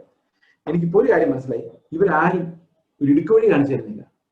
ഇവരെല്ലാം വന്ന് പറയുന്നത് ദൈവം നിനക്ക് വിശാലമായ വഴി തുറക്കാം. ഉടനെ തിരിച്ചു പറയണം, ഇടുക്കുവഴി എപ്പോ തുറക്കും? അതിലെ കിടക്കുന്നവർ ചുരുക്കം, അത് കാണുന്നവർ ചുരുക്കമാണ്. വിശാലമായ വഴി കാണാൻ ഇഷ്ടംപോലെ ലോകത്തിൽ ആൾക്കാരുണ്ട്. ഇന്ന് യൗവനക്കാരെ നിങ്ങൾ ഇടുക്കു വഴി കർത്താവ് തുറക്കുന്ന അന്വേഷിക്കണം. Because there is a big battle going on for our minds. നമ്മുടെ മനസ്സുകളെ വിഴുങ്ങുന്ന ഒരു വലിയ യുദ്ധം നടന്നുകൊണ്ടിരിക്കുകയാണ്. We need to be aware of the dangers. നമ്മളെ എങ്ങോട്ടാണ് പോകുന്നത്? What's our direction? അപ്പൊ എങ്ങനെ നമ്മൾ രക്ഷിക്കപ്പെടുന്നത്? It's not by human decision. പക്ഷെ വേദപുസ്തകം പറയുന്നു നിങ്ങൾക്ക് നിങ്ങളെ രക്ഷിക്കാൻ ഒരിക്കലും കഴിയില്ല, not by your decision, nothing. പക്ഷെ ഒരു കാര്യം ചെയ്യാൻ പറ്റും, കർത്താവെ എന്നെ രക്ഷിക്കണമേ എന്ന് നിലവിളിക്കാൻ പറ്റും. അത് റോമലേഖനം 10 പറയുന്നത്, അവനെ വിളിച്ചപേക്ഷിക്കുന്ന ഏവനും രക്ഷിക്കപ്പെടുമെന്നുണ്ടല്ലോ.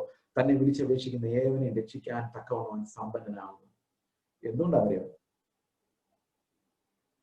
അവനെ വിളിച്ചപേക്ഷിക്കുന്നവരെ അവൻ രക്ഷിക്കുന്നു. കർത്താവെ എന്നെ രക്ഷിക്കണമേ എന്നുള്ള നിലവിളിയാണ്. ആ നിലവിളിയാണ്. നിങ്ങൾ എവിടെയെങ്കിലും ബൈബിൾ വായിച്ചിട്ടുണ്ടോ? സുവിശേഷം കേട്ടോടെ നിങ്ങൾ ഒരു തീരുമാനം എടുക്കണമെന്ന് പത്രോസ് പറഞ്ഞു തരുന്നുണ്ടോ? പൗലോസ് പറഞ്ഞു തരുന്നുണ്ടോ? ഇല്ല. യോഹന്നാൻ സ്നാപകൻ അങ്ങനെ പറഞ്ഞോ? ഇല്ല. മാനസാന്തരപ്പെട്ട് നിലവിളിക്കാനാണ് പറഞ്ഞത്. They all asked us to cry out loud for help. യഥാർത്ഥ മാനസാന്തരം എന്ന് പറയുന്നത് ഞാൻ നന്നായിക്കാവാം എന്നുള്ള എന്റെ ഡിസിഷൻ അല്ല. എനിക്ക് നന്നാവാൻ പറ്റില്ലെന്നും even if I try I will fail എന്നും, അത് മാത്രമല്ല കർത്താവെ നിനക്ക് എന്നെ രക്ഷിക്കാൻ കഴിയുമെന്നും നിനക്ക് മാത്രമേ എന്നെ രക്ഷിക്കാൻ പറ്റുള്ളൂ എന്നും മനസ്സിലാക്കി എന്നെ വിട്ടിട്ട് കർത്താവിന്റെ ശക്തിയിലേക്ക് തിരിയുന്നതിനെയാണ് മാനസാന്തരം എന്ന് പറയുന്നത്. If the gospel preaching does not produce that repentance that makes us stand from ourselves unto the Lord, that's not repentance. We have to turn to the salvation of the Lord. കർത്താവിന്റെ രക്ഷയിലേക്ക് നമ്മൾ തിരിഞ്ഞ് നിലവിളിക്കണം. ഇന്ന് വൈകിട്ട് ഇന്ന് ഈ വചനം കേൾക്കുമ്പോൾ നിങ്ങളുടെ ഹൃദയത്തിൽ ദൈവത്തിന്റെ ആത്മ പ്രവർത്തിക്കുന്നുണ്ടെങ്കിൽ നിങ്ങളുടെ ഉള്ളിൽ ആ നിലവിളി ഉണ്ടാവും. കർത്താവെ നിന്റെ ജീവൻ ഇല്ലാതെ ഈ ലോകത്ത് നശിച്ചു പോകാൻ ഇടവരല്ലേ. കർത്താവെ നിന്റെ ജീവൻ എന്നിൽ വാഴണമേ, നീ എന്നിൽ വസിക്കണം. നീ നടക്കുമായിരുന്ന നടപ്പ് എന്നെ പരിശീലിപ്പിക്കണമേ. നീ ചിന്തിക്കുമായിരുന്ന ചിന്തകളിലേക്ക്, ഈ ലോകത്തിൽ ജീവിക്കുമ്പോൾ നീ ചിന്തിക്കുമായിരുന്ന ചിന്തകളിലേക്ക് നീ എന്നെ നടത്തണമേ. നീ ലോകത്തെ ഏത് കണ്ണോടെ കാണുമായിരുന്നോ ആ കണ്ണുകളോടെ ഈ ലോകത്തെ കാണാൻ എന്നെ സഹായിക്കണമേ. നീ പാപികൾ നശിച്ചു പോകുമ്പോൾ നിന്റെ ഹൃദയത്തിൽ ഉണ്ടാകുന്ന വേദന എന്താണെന്ന് എനിക്ക് ഫീൽ ചെയ്യാൻ നീ എന്നെ സഹായിക്കണമേ. നീ കൂച്ചെടുത്തോണ്ട് നടന്നപ്പോൾ നീ എന്നെ എന്തുമാത്രം സ്നേഹിച്ചു എന്ന് എന്റെ ഹൃദയത്തിൽ നീ എനിക്ക് വെളിപ്പെടുത്തി തരണം.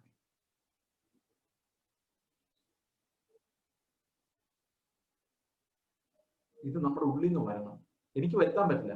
ബട്ട് ദൈവത്തിന്റെ വചനം കേൾക്കുമ്പോൾ ആ വചനത്താൽ വിശ്വാസവും കർത്താവിൽ ആശ്രയവും പാവബോധവും ഉണ്ടാകണം. That's how we are born again. We need to call out to the Lord for salvation.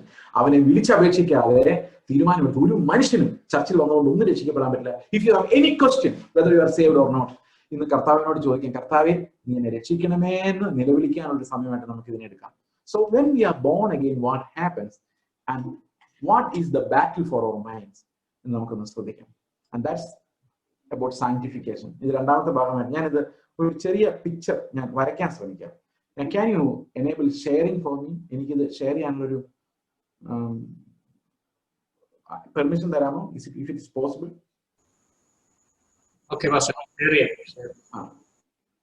Okay. ഞാനൊരു മനുഷ്യനെ വരയ്ക്കാൻ പോവാണ്. I'm going to draw a മാൻ.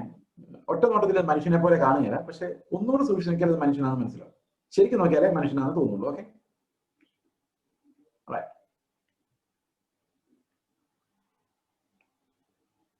ഇതാണ് ഞാൻ വരച്ച മനുഷ്യൻ. എങ്ങനെയുണ്ട്? മനുഷ്യനായിട്ട് തോന്നുന്നുണ്ടോ? ഇത്തിരി കഴിയുമ്പോൾ തോന്നിക്കുള്ളൂ. ഓക്കെ, ഞാൻ നേരത്തെ നിങ്ങൾ പറഞ്ഞിട്ട് ഉടനെ അങ്ങനെ തോന്നുന്നില്ല, ഇത്തിരി കഴിയുമ്പോൾ മനസ്സിലായിക്കോളൂ.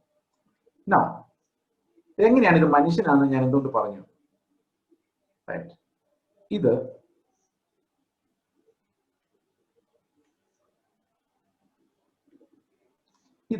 അവന്റെ ആത്മാവാണ്, അകത്ത്. കണ്ടോ? ഇപ്പൊ ഏതാണ്ട് മനസ്സിലായില്ലേ മനുഷ്യനായത് എങ്ങനെയാണ്? ഇത് മനസ്സ്,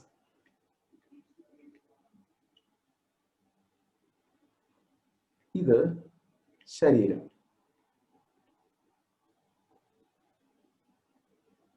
അപ്പൊ വീണ്ടും ജനിക്കുന്ന പ്രോസസ് എവിടെ നടക്കുന്നത്? ഈ നടുക്ക് കാണുന്ന ആത്മാവുണ്ടല്ലോ, ആത്മാവ്. ഈ ആത്മാവ് പാപം ചെയ്തുകൊണ്ട് അണഞ്ഞു പോയൊരവസ്ഥയിലായിരുന്നു. അണഞ്ഞു പോയ ആത്മാവിനെ നമുക്ക് എങ്ങനെ കാണിക്കാം നോക്കട്ടെ.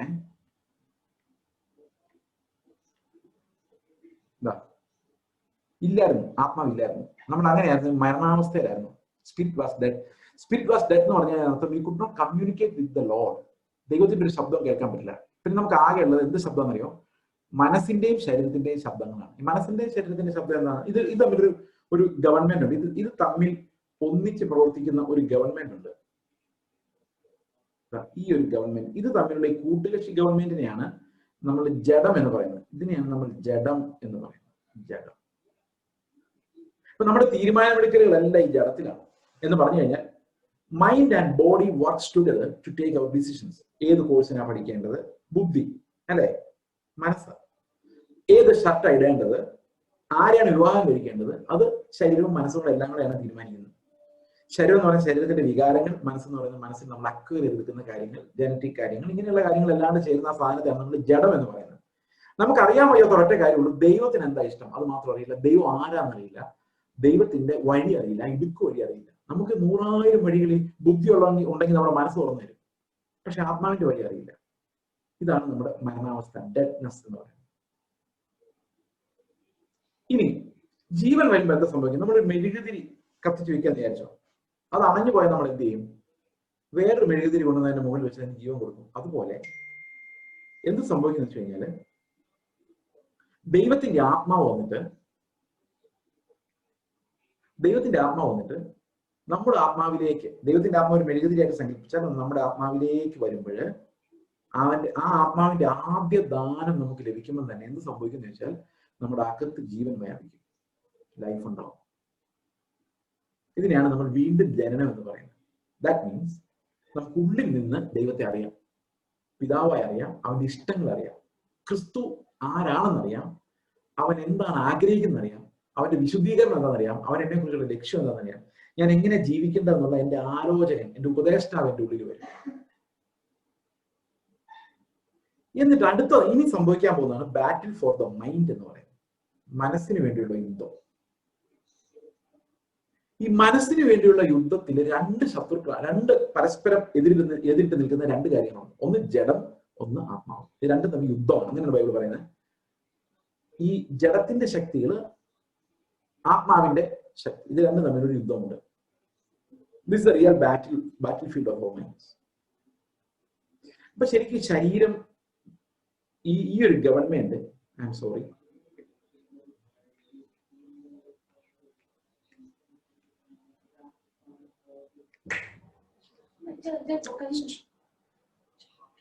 ഈ ഒരു ഗവൺമെന്റ് നമ്മെ കാണിച്ചു തരുന്നത്, ഒരു മിനിറ്റ്,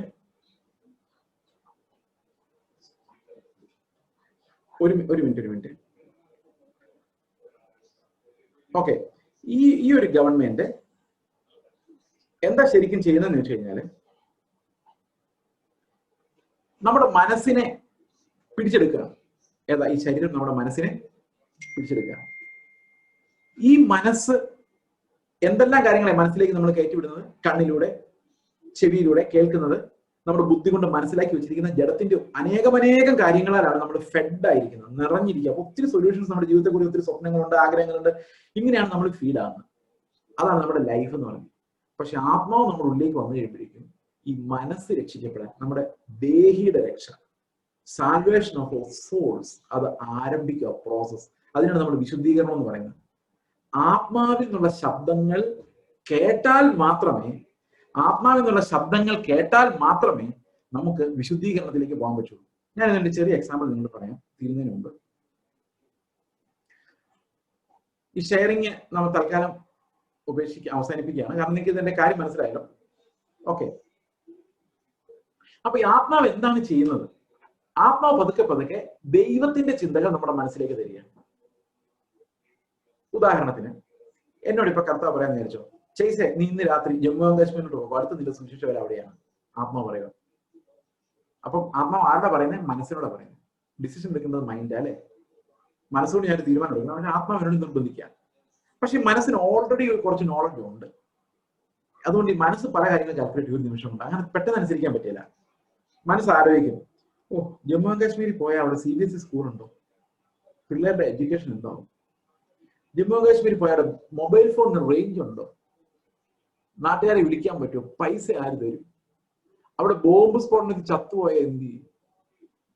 അവസാനം മൈൻഡ് പറയും എങ്ങും പോകണ്ട, ഇവിടെ ഇരുന്നുകൊണ്ട് സുശേഷകരെ എഴുതണം. അപ്പൊ ഇങ്ങനെ ഒരു ബാറ്റിലുണ്ട്. ഈ മനസ്സിന് വേണ്ടി ഈ ലോകത്തിന്റെ ആത്മാവ് വളരെ ശക്തമായ ഒരു യുദ്ധം നടത്തുന്നുണ്ട്. നമ്മുടെ മനസ്സ് ആത്മാവിന്റെ ചിന്തകളോട് ഏകീഭവിച്ചു പോകാതിരിക്കാൻ വേണ്ടി, ക്രിസ്തുവിന്റെ മഹത്വം അന്വേഷിക്കാതിരിക്കാൻ വേണ്ടി നമ്മുടെ വലിയൊരു യുദ്ധം അവിടെ നടക്കുന്നുണ്ട്.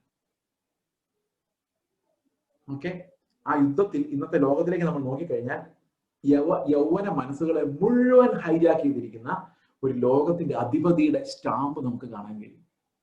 നിങ്ങൾ ഈ സോഷ്യൽ മീഡിയയിലൂടെ കടന്നു പോകുമ്പോൾ നമ്മൾ പലപ്പോഴും ശ്രദ്ധിച്ചിട്ടുണ്ട്, it's basically battle for your mind.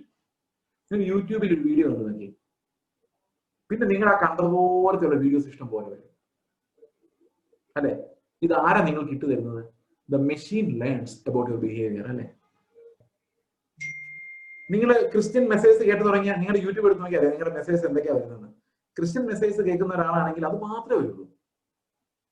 ഇപ്പൊ നമ്മൾ എന്താ വാച്ച് ചെയ്യേണ്ടതെന്ന് ആരാ തീരുമാനിക്കുന്നത്? നമ്മളല്ല, അതൊക്കെ മെഷീനാ തീരുമാനിക്കുന്നത്. അതിനൊരു അൽഗോരിതം ഉണ്ട്, ആ മെഷീൻ അത് തീരുമാനിക്കുന്നത്. ഈ ഇലക്ഷൻസ് ഒക്കെ നടക്കുമ്പോൾ ഇവർ പൈസ കൊടുത്ത് ഈ യൂട്യൂബ് വഴി ഇങ്ങനെയുള്ള വീഡിയോസ് പ്രൊജക്ട് ചെയ്ത് നമ്മളെ കൊണ്ട് കാണിപ്പിക്കും. ഒരുത്തിനെ കൊണ്ട് തല്ലണമെങ്കിലും വെട്ടണമെങ്കിലും. അതുകൊണ്ട് നമുക്ക് ഈ മുസ്ലിങ്ങളുടെ ശത്രുക്കളാണ്, അവര് ഗുണമില്ലാത്തവരാണ്, ഈ വർഗം ശരിയല്ല എന്നൊക്കെ നമുക്ക് എങ്ങനെ മനസ്സിലായത്? നമ്മുടെ മനസ്സിനെ ഈ ലോകം ഹൈജാക്ക് ചെയ്യുക. വിൻഡോ ഷോപ്പിംഗ് അല്ലെ? നമ്മളിങ്ങനെ ഓരോ പ്രോഡക്റ്റുകൾ കണ്ടോണ്ടിരിക്കും, എത്ര വിലക്ക് കിട്ടും, എത്ര രൂപയ്ക്ക് കിട്ടും.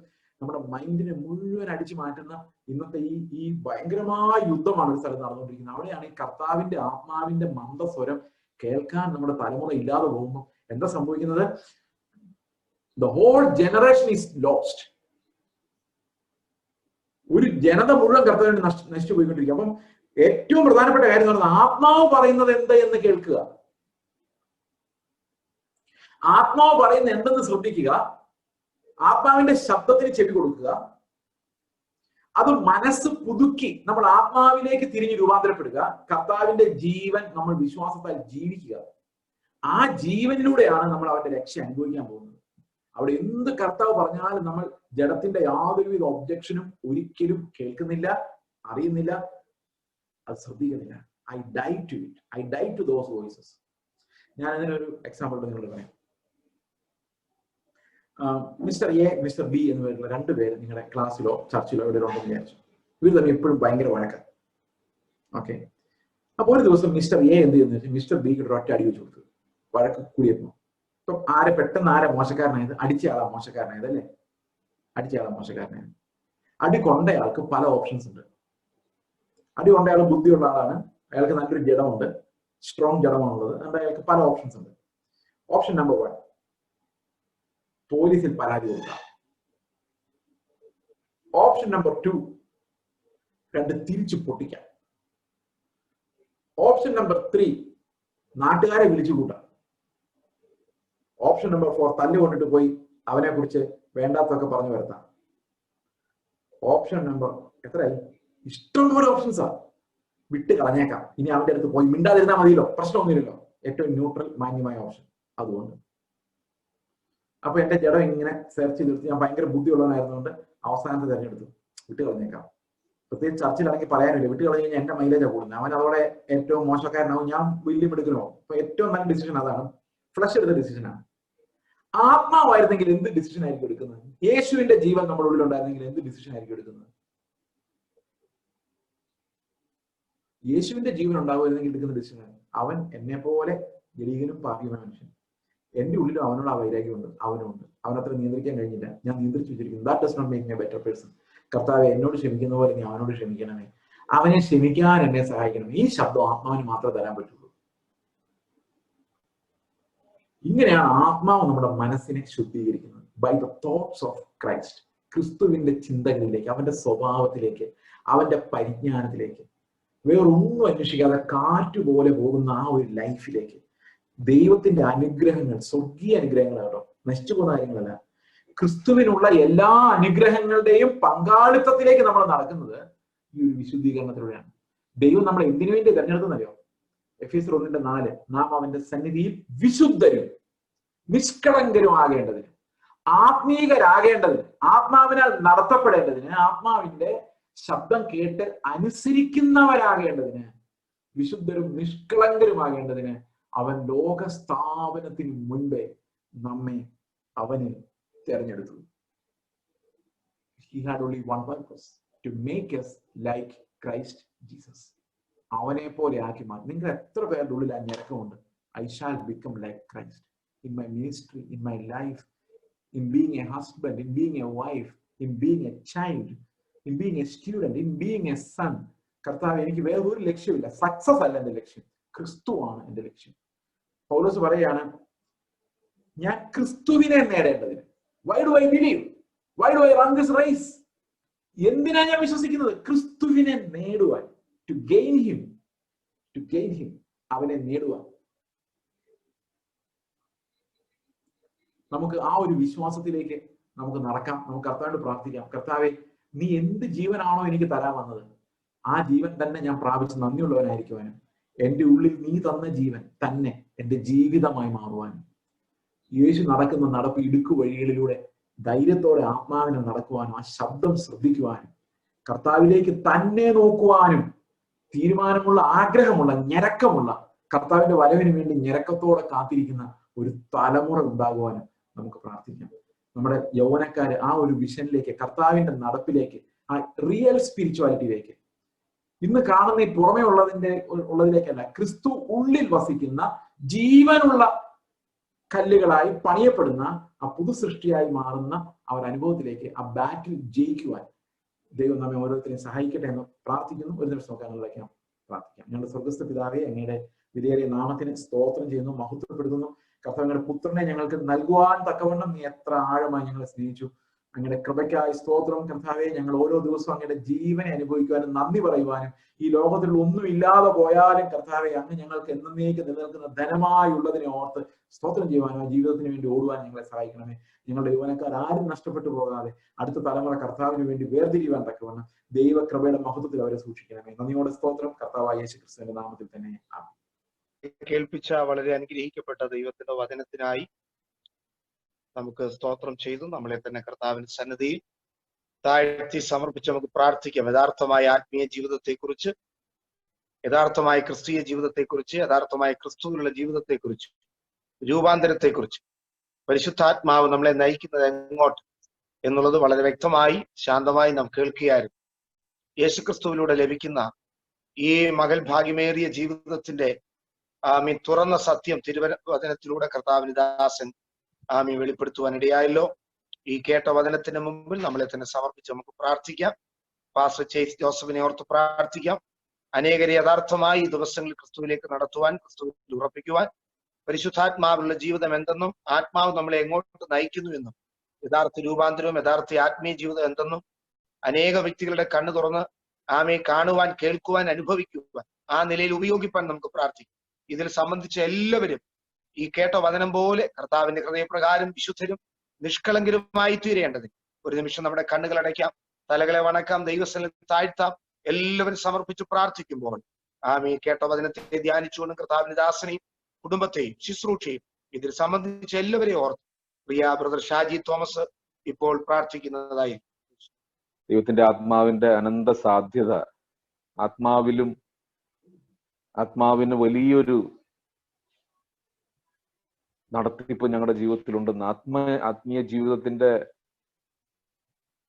അത്ഭുതകരമായ സാധ്യത ഞങ്ങൾക്ക് തിരിച്ചറിയുവാൻ തക്കവണ്ണം ഞങ്ങൾ ഈ ജഡത്തിൽ ജീവിക്കുമ്പോൾ അതും ഒരു സാഗരം കണക്കെ വലുതായിരിക്കുമ്പോൾ, എന്നാൽ ആത്മാവിനാലുള്ള ജീവിതത്തിനും അത്യത്ഭുതകരമായൊരു സാധ്യതയുണ്ടെന്ന് തിരിച്ചറിയാൻ ദൈവവും പിതാവുമായിട്ട്, കർത്താവും പിതാവും തമ്മിലുള്ള ബന്ധം ഞങ്ങൾക്കും ക്രിസ്തുവുമായിട്ടുണ്ടാകുവാൻ, ഞങ്ങൾക്കും പിതാവുമായിട്ടുണ്ടാകുവാൻ, ക്രിസ്തു ഞങ്ങളിൽ എപ്പോഴും ഒരു ഒന്നാം കാര്യമായി യാഥാർത്ഥ്യമായി ഞങ്ങളുടെ ഉള്ളത്തിലിരിക്കുവാൻ, ഞങ്ങൾ മരിച്ചവരാണെന്നും ഈ ലോകത്തിനും ജഡത്തിനും മരിച്ചവരാണെന്നും ക്രിസ്തു ഞങ്ങളിൽ ജീവിച്ച് ഞങ്ങളിലൂടെ യേശുവിനെ പ്രദർശിപ്പിക്കുവാൻ ദൈവം തെരഞ്ഞെടുത്ത പാത്രങ്ങളാണ് ഞങ്ങളെന്ന് തിരിച്ചറിയുവാനും, ഇനി ഞാനല്ല ക്രിസ്തു അത്ര എന്നിൽ ജീവിക്കുന്നു എന്ന് വിശ്വാസത്താൽ ഗ്രഹിക്കുവാനും, അത് ഞങ്ങളുടെ ഉള്ളങ്ങളിൽ ആത്മാവിൽ തറച്ച് അത് മാംസളമായ ഹൃദയത്തിൽ എഴുതപ്പെടാനും ദൈവം ഞങ്ങളെ ഇടയാക്കുന്ന ദയക്കായി സ്തോത്രം. കേൾക്കുന്നത് അത്യധികം വിശ്വാസമായി പരിണമിക്കാൻ തക്കവണ്ണം, അത് ജീവനായി പരിണമിക്കാൻ തക്കവണ്ണം കേൾക്കുന്ന എല്ലാവരിലും ക്രിസ്തു ഞങ്ങളെ ജീവിപ്പിക്കുന്നത് ഈ ആത്മാവിൽ നന്ദി പറയുന്നത്. വചനഭാഗങ്ങളെ താഴുന്നു.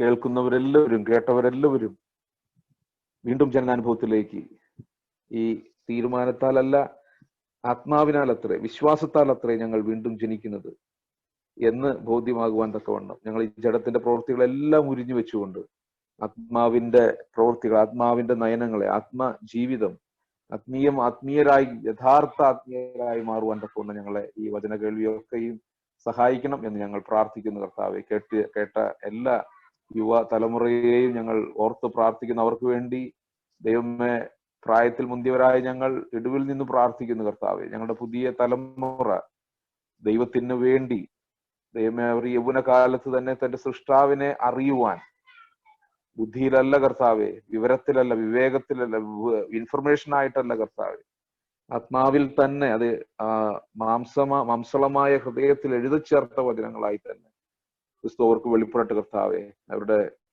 അവർ ക്രിസ്തു കേന്ദ്രീകൃത ജീവിതം നയിക്കുവാൻ തക്കവണ്ണം അവരെ നീ സഹായിക്കണം എന്ന് ഞങ്ങൾ പ്രാർത്ഥിക്കുന്നു. കർത്താവ്, അടിയങ്ങളും ഇന്ന് വചന കേൾവിയിലൂടെ ഞങ്ങൾ ശുദ്ധീകരിക്കപ്പെടുകയും കർത്താവിന്റെ ദൈവമേ ഹൃദയത്തോട് അടുക്കുവാനും ഞങ്ങളെ ഇടയാക്കിയല്ലോ കർത്താവ്. പ്രിയ ദൈവ ഭൃത്യനെ അതിനായി നിയോഗിച്ചതോർത്ത് ദൈവം ഞങ്ങൾ നന്ദി പറയുന്നു. ഈ കാലഘട്ടത്തിൽ കൂടുതൽ വെളിപ്പാടുകളാൽ ദൈവമേ കൂടുതൽ കർത്താവിനെ പ്രദർശിപ്പിക്കുവാൻ, പ്രദർശന യോഗ്യമാക്കുവാൻ, വെളിപ്പെടുത്തി കൊടുക്കുവാൻ തക്കവണ്ണം പ്രിയ മകനെ അങ്ങ് ഉപയോഗിക്കുന്നതോർത്ത് ദൈവത്തിന് ഞങ്ങൾ നന്ദി പറയുന്നു കർത്താവെ.